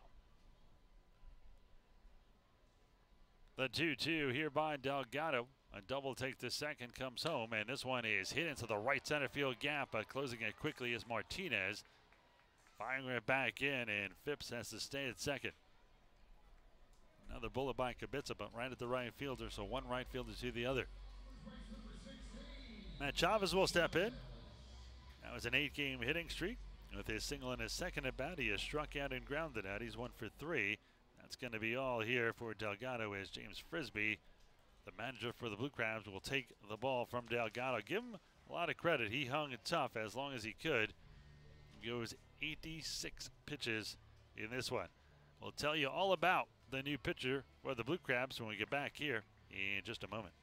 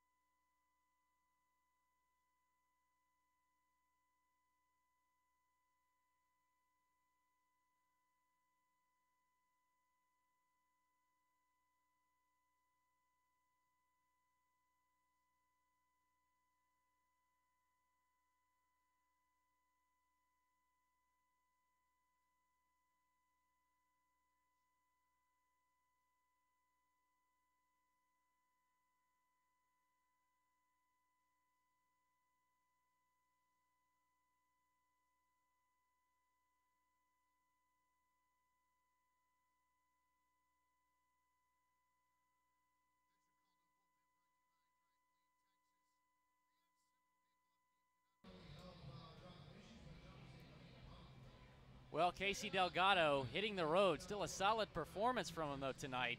They're going to bring in number 22, Jason Creasy, 6'4", 235-pound righty from Clayton, North Carolina. His last team was with St. Paul in the American Association. Jason Creasy this season, a 7.88 ERA in 8 innings pitched. He's allowed 7 earned runs on 10 hits, and he struck out 14. Well, in steps Matt Chavez will be the first batter that Creasy faces. Get you the numbers here in a moment for the starter Delgado. Pitched a good game today. First pitch by Creasy, who we have seen a lot in this series.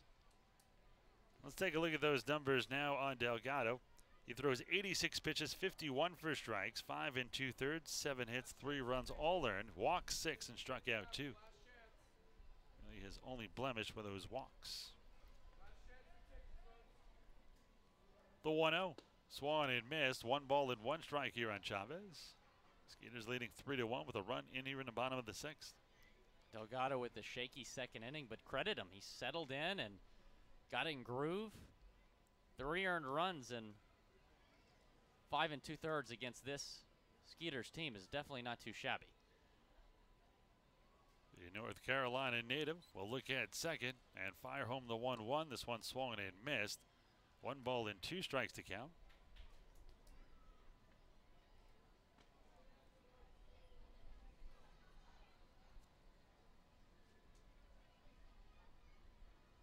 Last year with the St. Paul Saints, 4-5, a 5.68 ERA, 30-27 lifetime, and a 4.05 ERA.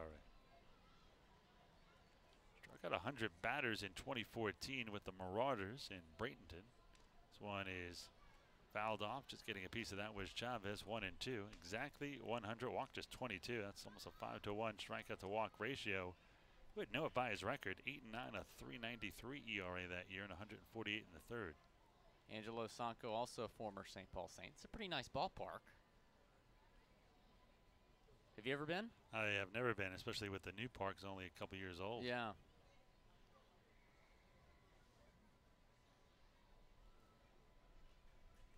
I believe he must have, well, that was last year. This one swung and missed, strike 3, and that'll do it. So Creasy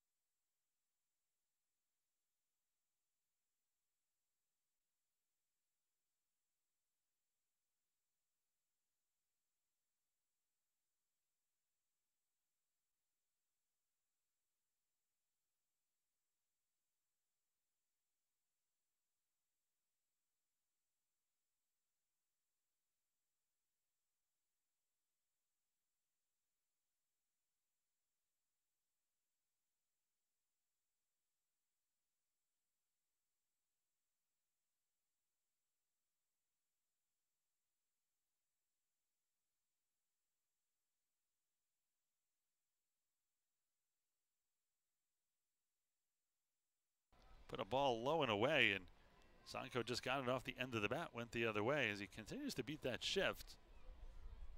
A leadoff single here. This is the first time, excuse me, the second time in this game that the Southern Maryland Blue Crabs have had a leadoff man on. They got a leadoff single by Johnny Bladell in the fourth. They have not drawn a walk here today. Credit the Skeeters pitching staff. On the other end of that, the Skeeters have 6 walks. The 1-2 here to Teodoro, excuse me, the first pitch, as that scoreboard was wrong, to Teodoro Martinez is fouled off down the right side. No balls and 1 strike to count. Martinez has grounded at the second both times up. He is 0 for 2. Martinez played in the Venezuelan Winter League with his brother Jose, who's obviously on the Cardinals for La Guenia. And then he hit 273 in 2016 in the Venezuelan Winter League. And he out-hit his teammate Marwin Gonzalez. Wow. Who just hit 174 in 32 games in Winter League that season. Marwin, that great year last year. Big part of the Astros winning the World Series. Not having a good year this year. This one a ball, 1 ball and 1 strike to count. Well, with Kyle Tucker, you wonder, will Marwin Gonzalez be on the move? Because Kyle Tucker hitting very well in AAA. And isn't he a free agent, Marwin? If he is, yeah. He's probably gone. That's why I'm saying you should probably move him now while you still have that chance. Throw to first, getting back in plenty of time with Sanko. Not really a huge threat to go.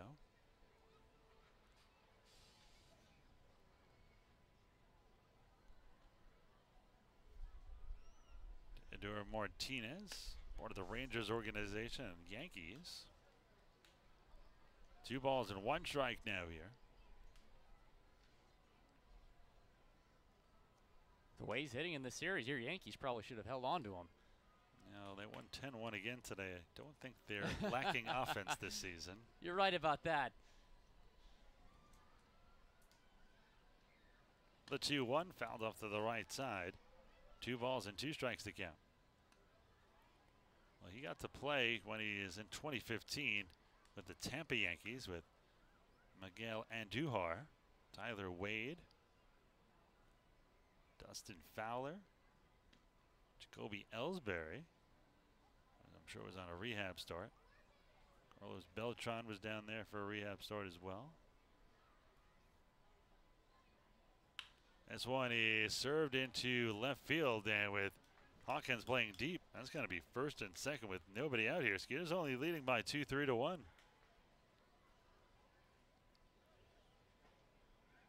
Martinez now 7 for 11 in this series, just a 238 average coming in. And Blue Crabs with the tying run at first base, and Martinez. Well, let's see if Ryan Posner's pregame interview jinx works here on Vaughn, the biggest threat of the game. Let's hope so. Corey Vaughn has struck out and grounded out to short. Skeeters leading 3-1 here in the top of the 7th. Could use a double play ball.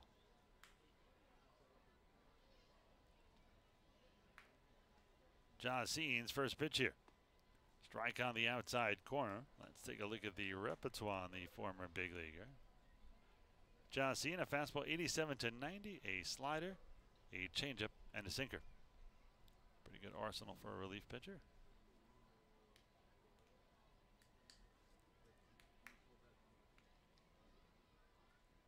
Jacine, a long look.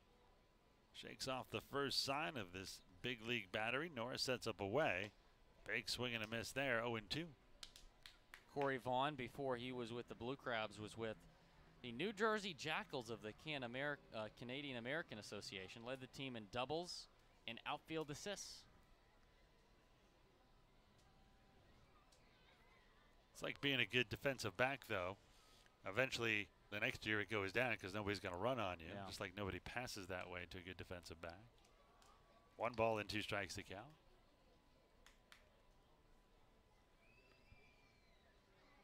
So you're a Jets fan or Giants fan? Jets fan. Okay. It's a miserable life. Well, hate to tell you, I think Darnold's going to be a bust. Really? Why is that? He's an interception machine. Really? Yeah. Also a fumble machine. The 1-2. This one hit towards second. Slow roller. I don't think it's enough time to turn 2. Juggled by Jansanti at second. But he throws it to first. But both runners advance, so it kind of acts like a bunt. So runners on second and third with one away. And now a single here could tie this game up.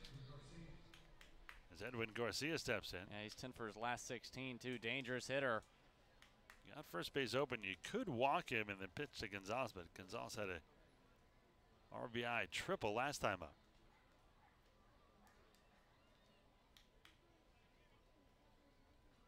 Though I don't think, and they could have chose Baker Mayfield. I just think, A, that would have been trouble for Mayfield being in New York City, and B, he's going to Cleveland. Certainly don't know how that's going to work out there. They haven't had a quarterback in decades that has worked out, and they've had some pretty good draft picks. He's also undersized. He's a little bit undersized. I think Josh Rosen was probably the safest pick amongst all the quarterbacks. Well, who would you take in out of Darno and Mayfield, though? Mayfield. Heisman Trophy winner. Doesn't mean he's going to succeed in the NFL. Yeah. There's plenty of Heisman busts.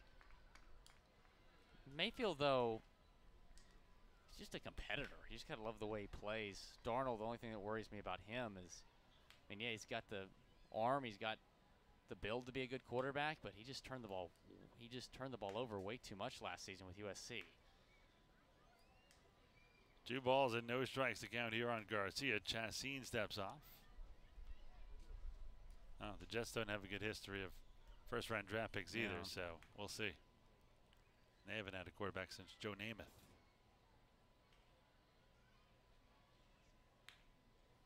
Long look in here by Chassin. Now he steps off again. Come on, man. Get it together. That's just not a good sign from Chassin, who's waiting that long to throw. No action in the Skeeters' pen either. Got to be confident going up against a good hitter like Garcia. Now the 2-0.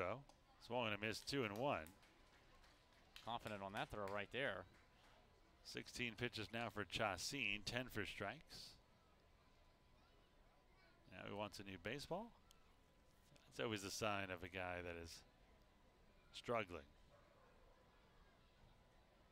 Here comes Pete Incaviglia. What's going on here? Somebody hurt? Max Mahaffey, the Skeeters trainer, coming out too. Maybe ball got a piece of Norris, yeah.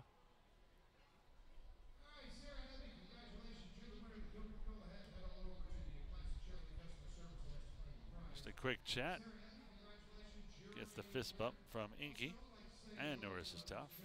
Didn't see what caught him there. I don't know if it was the last pitch or a pitch before that. 2 balls, 1 strike, 1 out. Runners on second and third. Sanko at third. Martinez on at second here. Skeeters clinging to a 3-1 lead. That is in danger. Chassis working methodically slow. This one is a little low, 3-1. Gonzalez on deck. Chassin has never really done this. Waited this long to throw. Usually a fairly quick worker. Now he's ready in the 3-1. Good hitters count low and away. Ball 4 and the bases are loaded. First walk of the game issued by Skeeters pitching. Third pitcher of the night. That'll bring in Jose Gonzalez here with the bases full. He is grounded out and hit an RBI triple last time up. Came in at 213 with the home run and 6 RBIs. Now here comes Skeeters pitching coach Corey Dommel. And just like that, somebody warming up in the Skeeters pen. That's probably Hunter Cervenka. My guess would be the lefty here in this spot. Take a look at what Gonzalez has done here with the bases loaded this year. So far this season, this would be his second AB. He's 0 for 1. Skeeters leading 3-1. That's the Maryland with their biggest threat of the night. They have the bases loaded, only 1 away. Let's take a look around the Atlantic League. A final from earlier today. The Barnstormers beating the Road Warriors 4-1. So what, 10 straight losses now? 9 straight wins for the Barnstormers and 11 straight for the Road Warriors. Somerset beating Long Island 5-4. New Britain beating York 5-2, and we got a lot of doubleheaders going on today as well. Barnstormers leading the Road Warriors 7-5 in the bottom of the 6th. So one is chopped toward short. This could be two. Rondon goes to second for one. Jansanti to first to Chavez in time.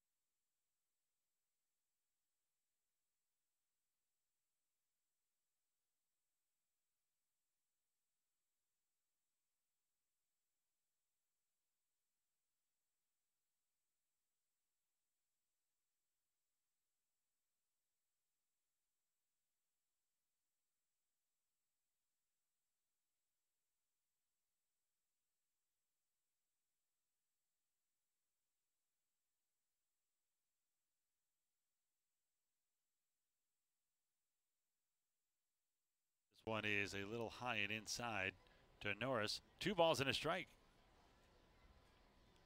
Spent his whole career in the Phillies organization before joining these Blue Crabs this season.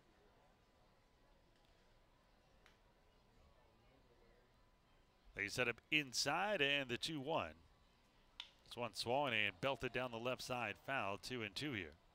This is Watson's 4th appearance of the series. His first one on Monday, he went 1 inning, allowed 3 runs in that 14-1 Blue Crabs loss, but since then he pitched 1 1/3 scoreless.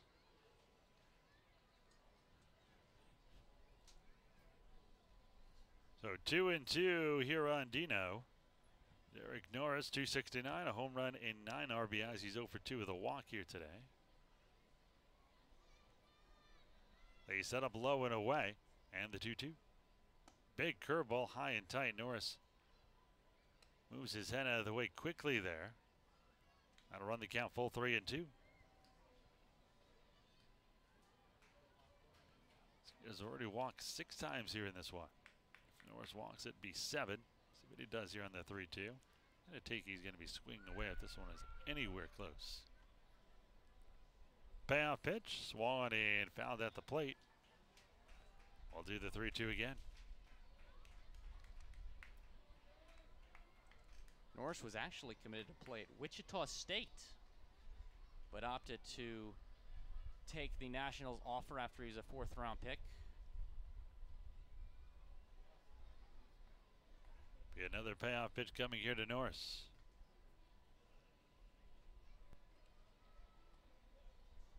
The 3-2. Swung and chop foul. Get it bad here by Norris. That was pitch number 7. Norris played some third base in high school.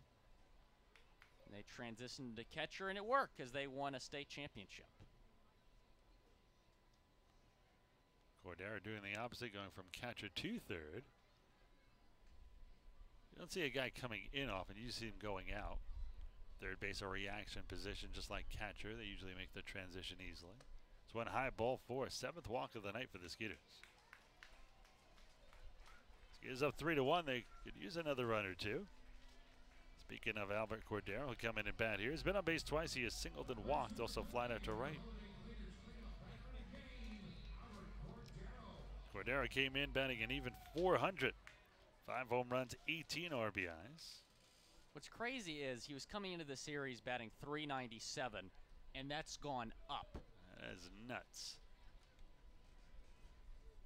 Well, he'll step in, number 3, into the box with the Skeeters leading 3-1. Switch hitter batting here from the left side against the righty Shane Watson. Fastball misses outside. 1 ball and no strikes to count. 92-mile-an-hour fastball misses. Cordero's 3rd season with the Skeeters, of course, before he was with the Mets organization, was actually teammates with Michael Fulmer and Steven Matz in AA Binghamton. Why did the Mets let Michael Fulmer go? I don't know. Another Met debacle. Check swing low and away, 2-0. Seem to have a lot of guys in this series that played in Binghamton. So you got Ben Grissett, Casey Delgado.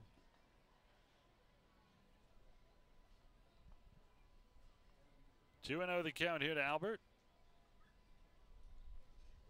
Watson from the stretch. Norris a modest lead at first. It's one swung and fouled into the screen in front of us.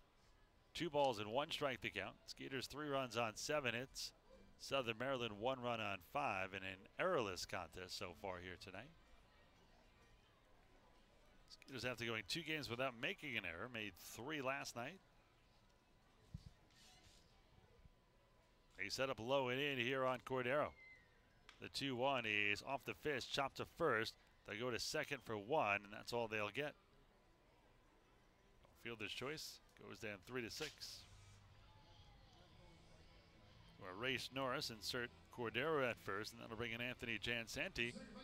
Having himself a good afternoon. He's 2 for 3 after flying up to center. He has singled each of his last 2 times up. Jansanti extending his hitting streak to 6 games as well. He has the franchise record at 26. Which he did last season in his first year with the Skeeters. Played for the Bridgeport Bluefish the season before, so he traded in Bluefish blue for Skeeters blue. Has won a strike. No balls and 1 strike to count. Bluefish were on baseball history earlier in this broadcast. Yes, they were.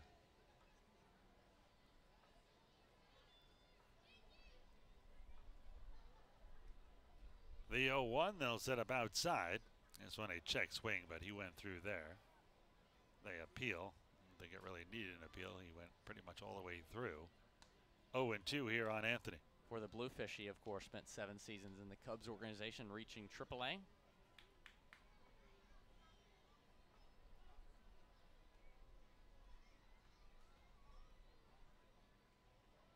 Joe Epstein personally thanked him for his time just before they released him. The 0-2. Swung and fouled back. Good cut on an 0-2 pitch by Jansanti. So impressed by the way Jansanti's played today after he exited last night's game. Wasn't sure if he was going to even be in the lineup. He's made a huge impact in this game. 2 for 3. This one is a little bit high. 1 ball and 2 strikes. There's an article on Jansanti. Tips for making it to the big room with Jansanti.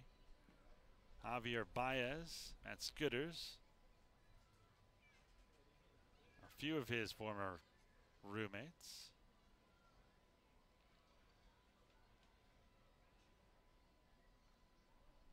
The 1-2. There's one down low, 2 balls and 2 strikes to count. Well, that doesn't surprise me because Jansanti, obviously a class guy, competitor, going to motivate other players on his team. Really just a proven leader. Logan Watkins, Mike Alt, Justin Bohr, all his roommates. This one low and away, that'll run the count full 3-2.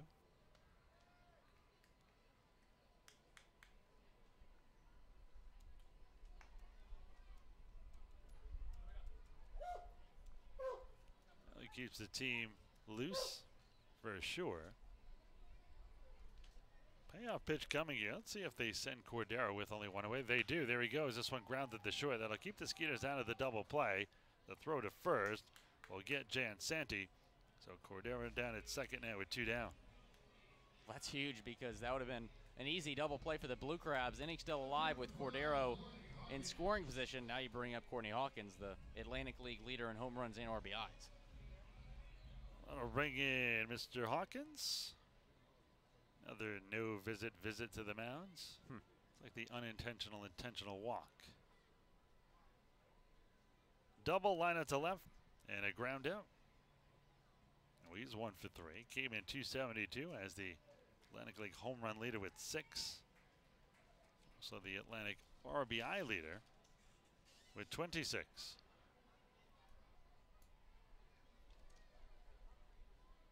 Righty-righty matchup here for Watson. This one is swung a little number right side of the mound. Watkins has it. Excuse me, Watson has it, and he'll throw it to first.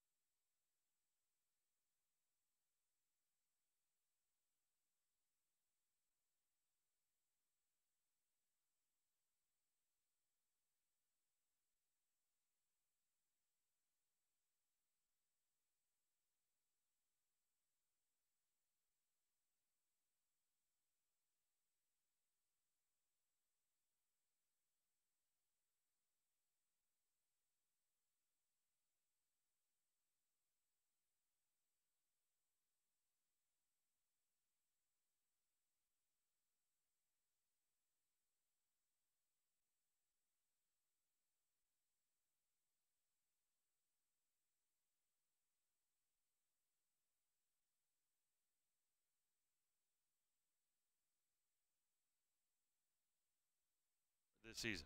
In at third is Cordero. On the lip of the grass by the cutout. They set up inside. The Skeeters southpaw delivers, and a little bit inside 0-1. Excuse me, 1-0. Cervenka, fastball 92 to 95, a changeup and a curveball. Again, Norris sets up inside. The 1-0. This one is a little bit low, 2-0. Skeeters have 3 runs on 7 hits. Southern Maryland 1 run on 5.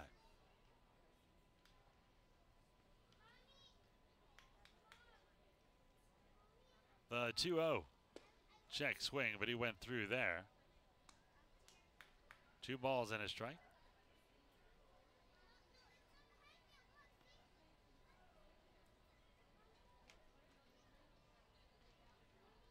Cervenka looks in at Norris. They're going to stay inside here on the third baseman. That's when a fastball just misses inside 3-1. And a couple of borderline pitches here by Cervenka that did not go his way. Now he goes back to the back of the mound, and Pete Incaviglia is barking from the dugout. And those were 2 fairly good pitches. Neither called the strike, and now it's 3-1. Could be a strikeout, then says 3-1. Tough break for Cervenka. The 3-1 swung and a miss, 3-2. No doubt there. That'll run the count full. Kahu'ala still looking for his first hit of the season, so just expect Cervenka to put this right over the plate. He's going to be swinging regardless, I think, right here. 3-2 pitch by Hunter, way inside. I think that may have hit him. Either way, it's ball 4. Cervenka will have a leadoff man on here. So Kahu'ala does not break his hit list streak. But he does reach first. See if that was officially a hit by pitch or a walk. I don't know what happened. Cervenka just lost control of it on his windup. And it is a walk. It did not hit him. Back to the top of the order with Johnny Bladell.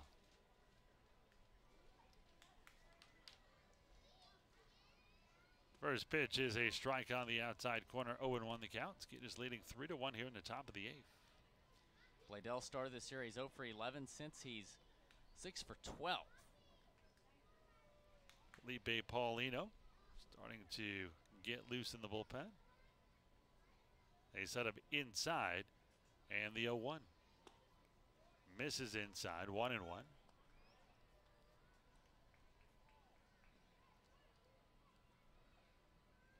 Let's hope Cervenka can do his job right here. Paulino has been unhittable, hasn't allowed a run all season.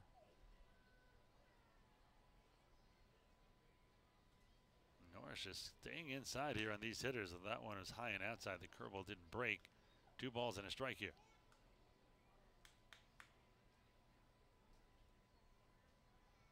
Cervenka 2/3 of an inning last time out against these Blue Crabs. That was last night.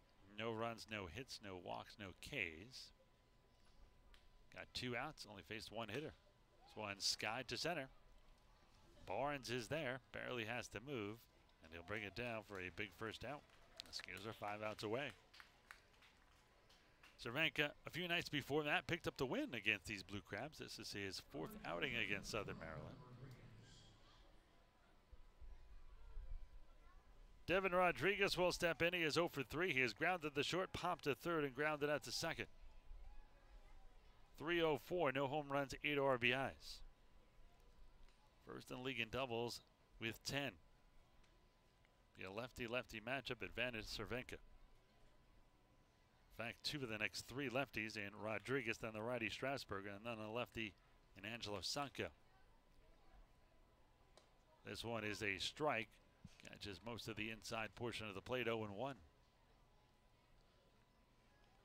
Devin Rodriguez obviously having a pretty good series here, but the first time he's had success in the Houston area. He's the 2011 Houston Regional Most Outstanding Player. Actually hit a walk-off to send Cal to the College World Series. Wow. Throw to first, diving back in head first. as Ka'u'o'ala. College baseball season, obviously, postseason coming up. Who do you like to win it all? Hate to say it, maybe Florida again. Really? The 0-1. This one fouled straight back. No balls and 2 strikes to count. My team, LSU, would be lucky to make the tournament at this point. Team that was in the national championship game last year.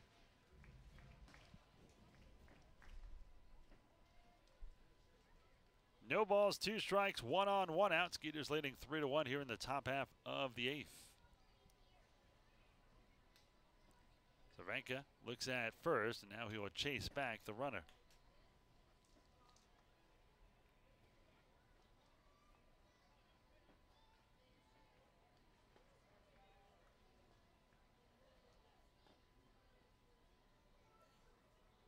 It'll be interesting to see if Cervenka against Rodriguez and Strasburger, if he comes on in the 9th to pitch to 1 batter as he strikes out Rodriguez on a high fastball, 92 miles an hour. That is out number 2. Would he come out to face Sanko and then have Paulino finish the 9th? But I'm going to say that Pete Gavilli would like Paulino to start a fresh inning, because should he lose Sanko, then Paulino would have to come in with a runner on.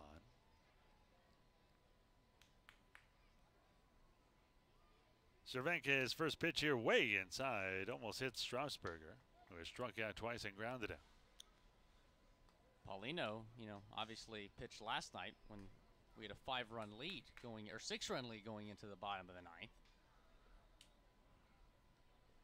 Skeeters leading 3-1 here in the 8th. They need 4 more defensive outs.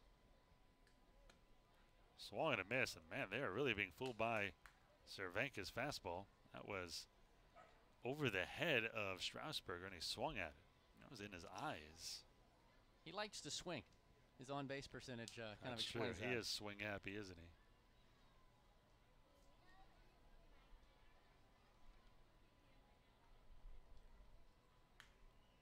The 1-1. Swung in a broken bat left side. Cordero will go the short route to second, and that'll do it. Nice play by Albert. Fielder's choice will go down 5-4. So despite the leadoff walk,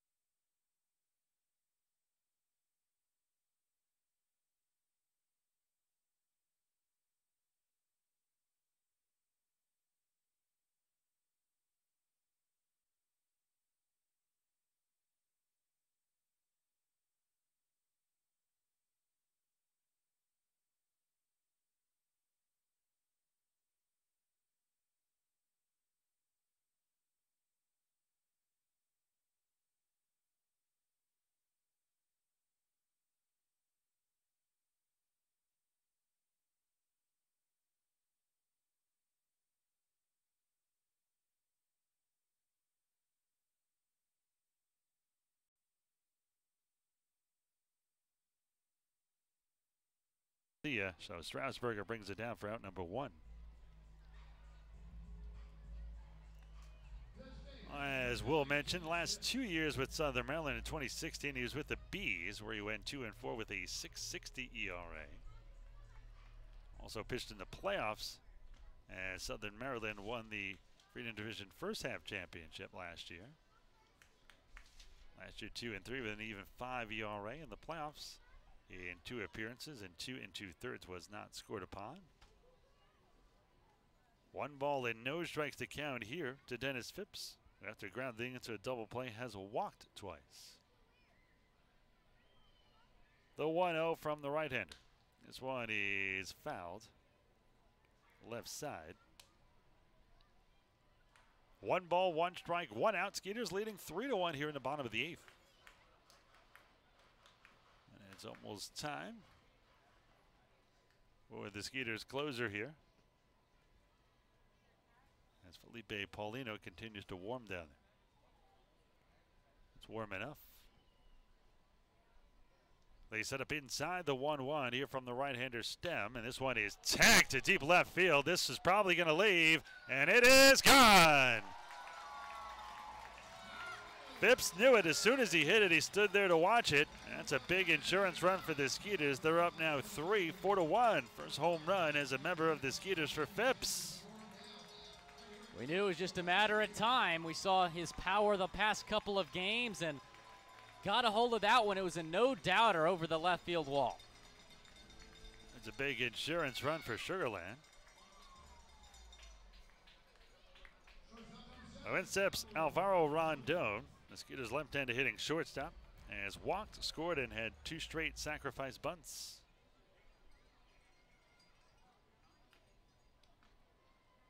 First pitch here to Rondon by Stem, and a bullet up the middle, through for a base hit. Rondon on base for the second time. A perfect 1-4-1 afternoon. Back to the top of the order with Kyle Kubica. He has struck out, doubled, and has driven in half the Skeeters' run with 2 RBIs on that double, and has flatted to right each of the last 2 times up. He's 1 for 4. Came into 288 with 3 home runs, which was tied for 3rd in the Atlantic League, and now has 21 RBIs. Came in tied for 4th. 1 ball and no strikes here to Kyle.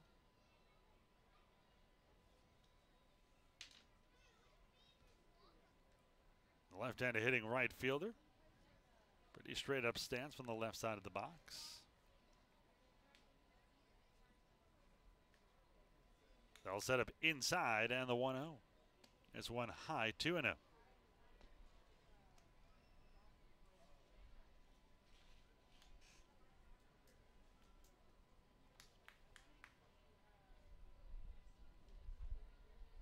Stem looks at first. I don't think Rondon will be stealing here, though you never know.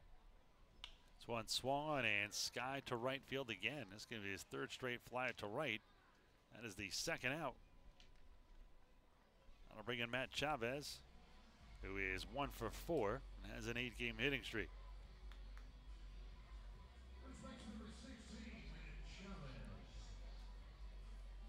Chavez originally selected by the White Sox in the 44th round in 2010 out of the University of San Francisco. Spent time in both the Giants and Padres systems.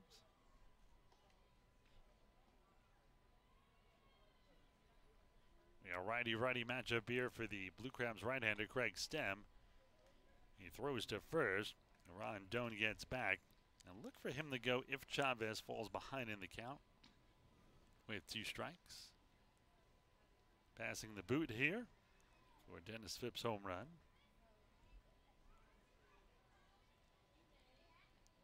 They set up low and away here on Chavez.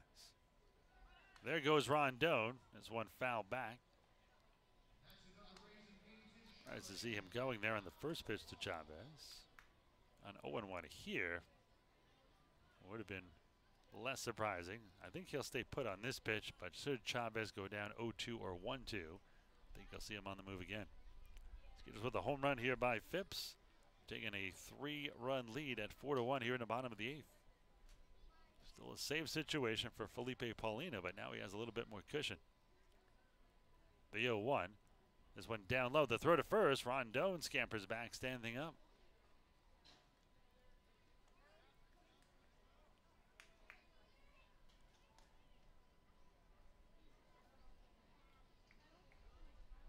Last time Stem allowed a run, it was on May 9th against York. He took the loss in a 3-2 Revolution victory. Rondon slightly turned towards second, does not go. This one way outside, 2-1.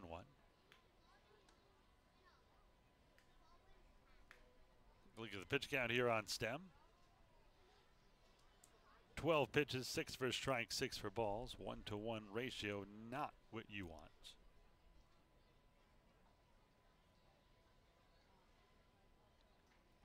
Stem another peek over at first at Rondon. There he goes. This one low and away. The throw down to second, a one hopper, and it hits Rondon and into center field to be a stolen base. A stolen base by Rondon. Let's see here. A stolen base number 2 in 3 attempts. The 16th stolen base for the Skeeters as a team.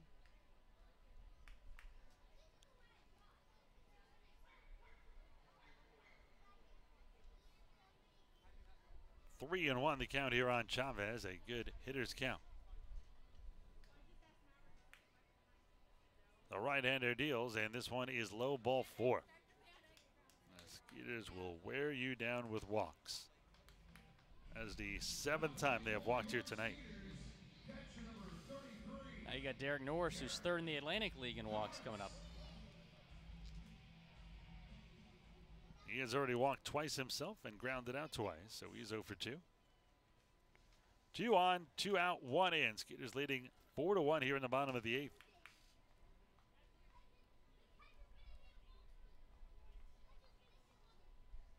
First pitch by Stem to Norris. This one low and away, 1-0.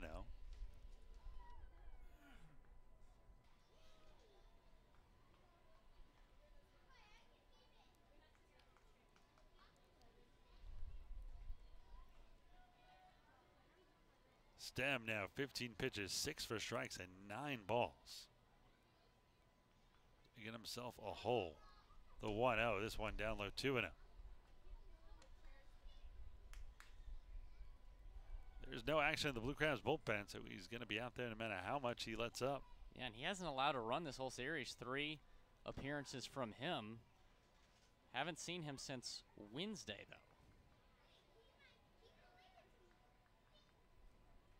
The 2-0. This one is low, 3-0. Now 1 pitch away from loading the bases here. And Albert Cordero is on deck. Well, you definitely don't want to be behind on Derek Norris, and you definitely don't want to have the bases loaded for Cordero. So not an ideal situation for Craig Stem right now, just trying to keep his team in this game. 3-0.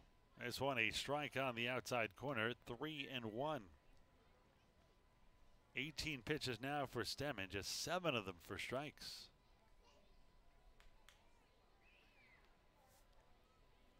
Norris, I think, may come out of his shoes here. He is going to be swinging unless this ball is nowhere close.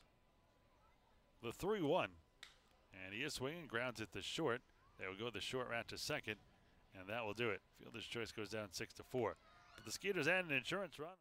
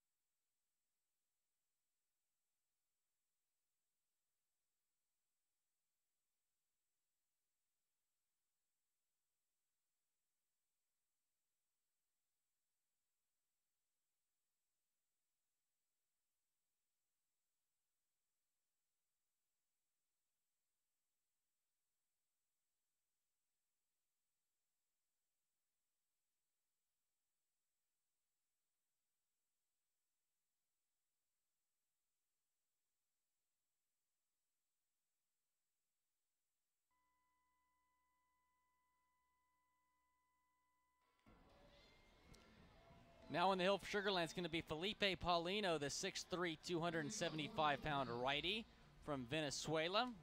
This is his second year with the Skeeters. Through 8 1/3 innings pitched this season, he has no runs allowed, only 3 hits, and he struck out 10. So Paulino will try to close it out.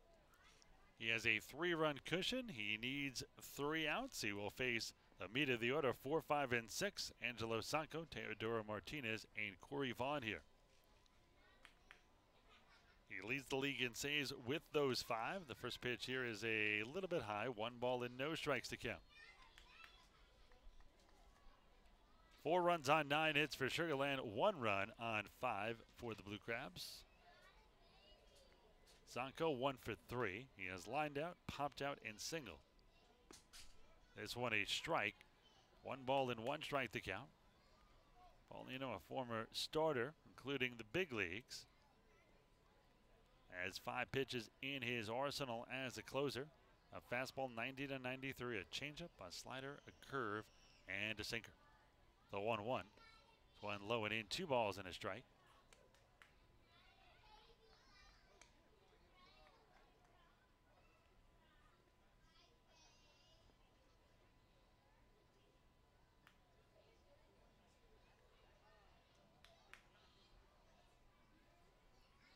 The 2-1. This one is outside, 3-1.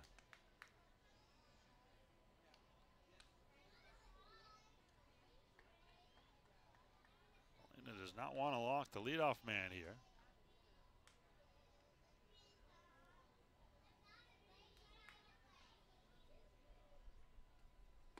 This one a strike on the outside corner. Sanco flipped the bat away. That was a pretty good pitch.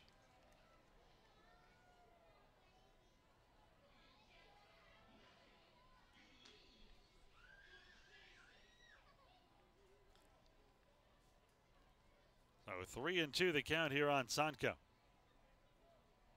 Came in an even 200, no home runs and no RBIs. Skeeters with a 4-1 lead here in the 9th. The 3-2. Swollen and fouled back into the screen right in front of me. We'll do the 3-2 again. Smart move by Paulino, challenging him with a 4-1 lead here. Worst he can do is hit a home run. You still have a 2-run lead.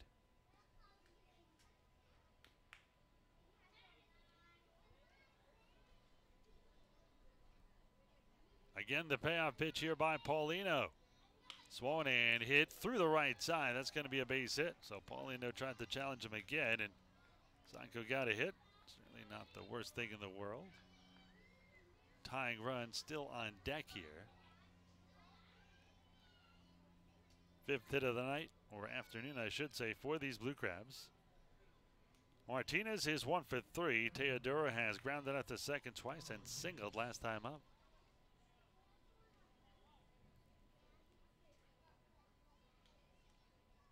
Four runs on 9 hits for the Skeeters. 1 run, on 6 hits for the Blue Crabs, not 5.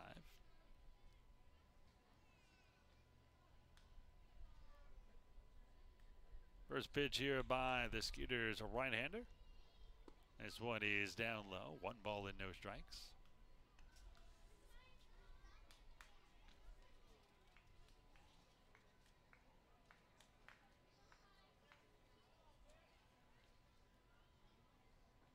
Paulino spent time in the big leagues with the Astros and the Royals. Now time called here.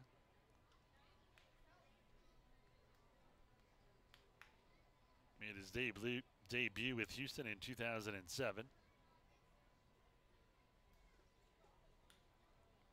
6 seasons in the big leagues, mostly as a starter, 13 and 34 with a 5.22 ERA. This one just misses off the outside corner, 2-0. 15 seasons as a pro, has a minor league record of 30 and 41 with a 4.73 ERA.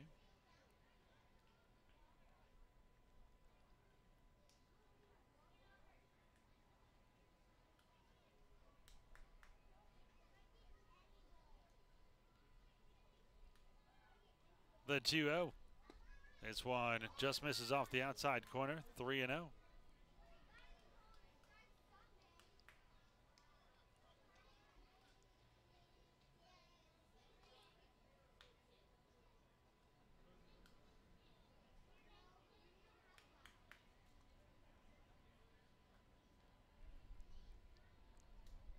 Paulino's 3-0 pitch here.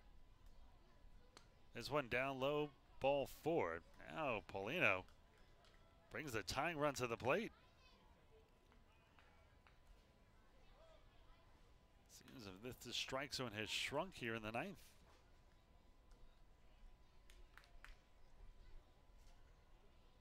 Here comes Pete Incaviglia.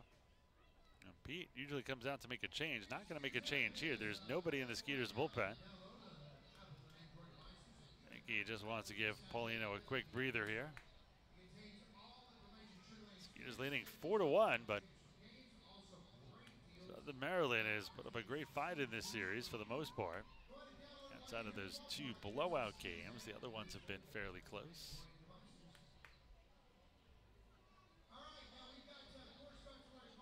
Skeeters again have tomorrow off, and they head out on the road for the 2nd time this season for 6 games, the first 3 in Somerset, and then 3 more in New Britain.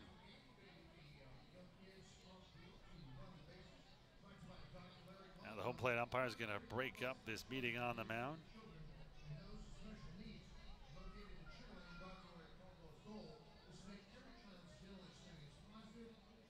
Now Incaviglia done talking to his pitcher.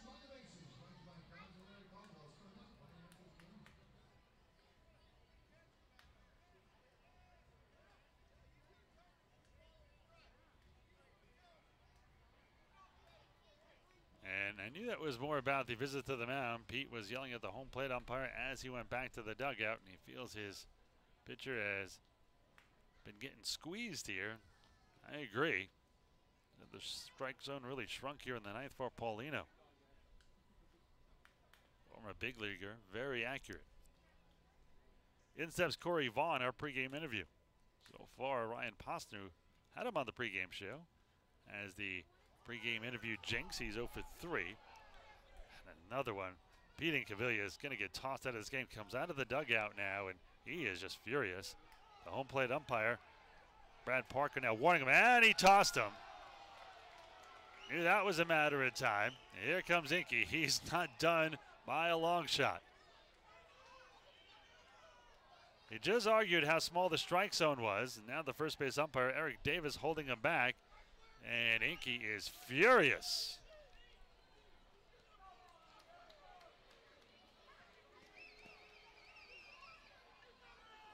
After that first pitch, after Paulino really was squeezed against Sanko, and then on the walk to Martinez, the very first pitch looked like another strike to Vaughn, and that called a ball as well.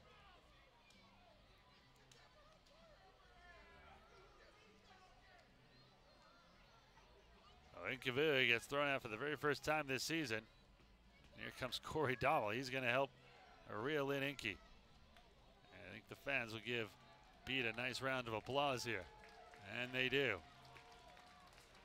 That's the great thing about Pete as a manager. He's going to stick up for his players every time. And Pete's still not done. He's going to get his money's worth. As Parker waves him back. And now Skeeters hitting coach and pitching coach Juice and Corey Dowell both holding Pete back, as well as the first base umpire Brad Parker. Excuse me, Eric Davis. And Pete finally goes into the dugout. I'm sure after he comes out of the dugout to walk down the right side to leave. There is no tunnel from the dugout. And he is going to get one last piece of business in here. Takes his clipboard. And he is still fuming.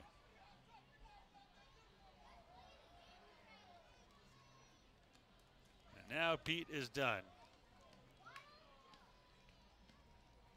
Slow walk down the right side. He's being escorted by first base umpire Eric Davis in case he decides to turn around. Although it would be comical if Pete turned around here. I think Pete's done. A good job by the Skeeters manager. Let's see if that turns the tide here for Paulino and the umpiring crew. Now Paulino have to pitch out of a jam here. First and second, nobody out. A 1-0 count here to Corey Vaughn. Skeeters leading by 3, 4-1. But Vaughn is the tying run at the plate.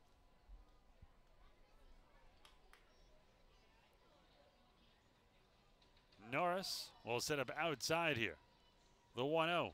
Swung on and skied. Shallow left field. Rondon, the shortstop, goes out. He will call for the ball and bring it down. Well, there's some motivation by Pete Incaviglia. There's one down, and the Skeeters are 2 outs away. Up 4-1 here in the ninth. Still not out of the woods yet. Runners on first and second, and every batter that comes to the plate here still represents the tying run. Edwin Garcia steps in. He has grounded the short, singled and scored and walked, so he is 1 for 2.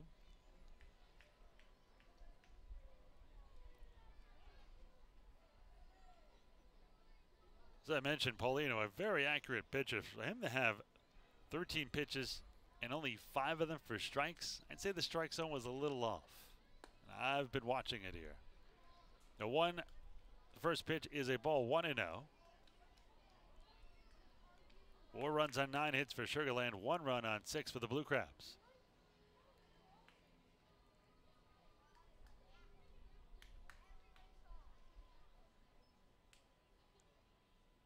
The 1-0 by Paulino. This one low and in, shuffles the feet of Garcia, 2-0.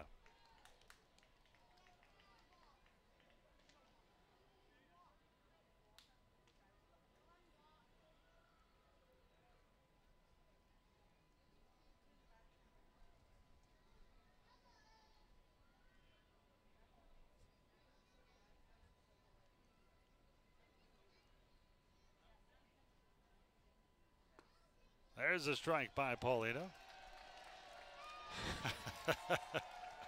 Now that round of applause, and luckily I'm from New York so I can translate this, the Bronx cheer, that's usually for a pitcher who's struggling. Paulino clearly not struggling here. That was sarcastic for the umpire as he finally called a strike. 2-1. Well done, Skeeter fans. This one is a ground ball to short, backhanded by Rondon. He goes to second for 1. That's all they'll get. Eric Davis, the umpire at second, signaled after Jansanti dropped it that it was in the transfer to try to turn the double play. So the Skeeters 1 out away now. Fielder's choice goes down 6-4. Runners on the corners here as Sanko goes down to third. And Martinez erased on the fielder's choice. Jose Gonzalez will step in. Now, if he loses Gonzalez, Kalika Ka'u-O-Ala-Ala is up, and he is 0 for 21 to start this season next. This one is popped up. Little blooper to second. This should do it. Jansanti has it. What a motivational job Pete did and turned this tide. Could have been worse. First and second.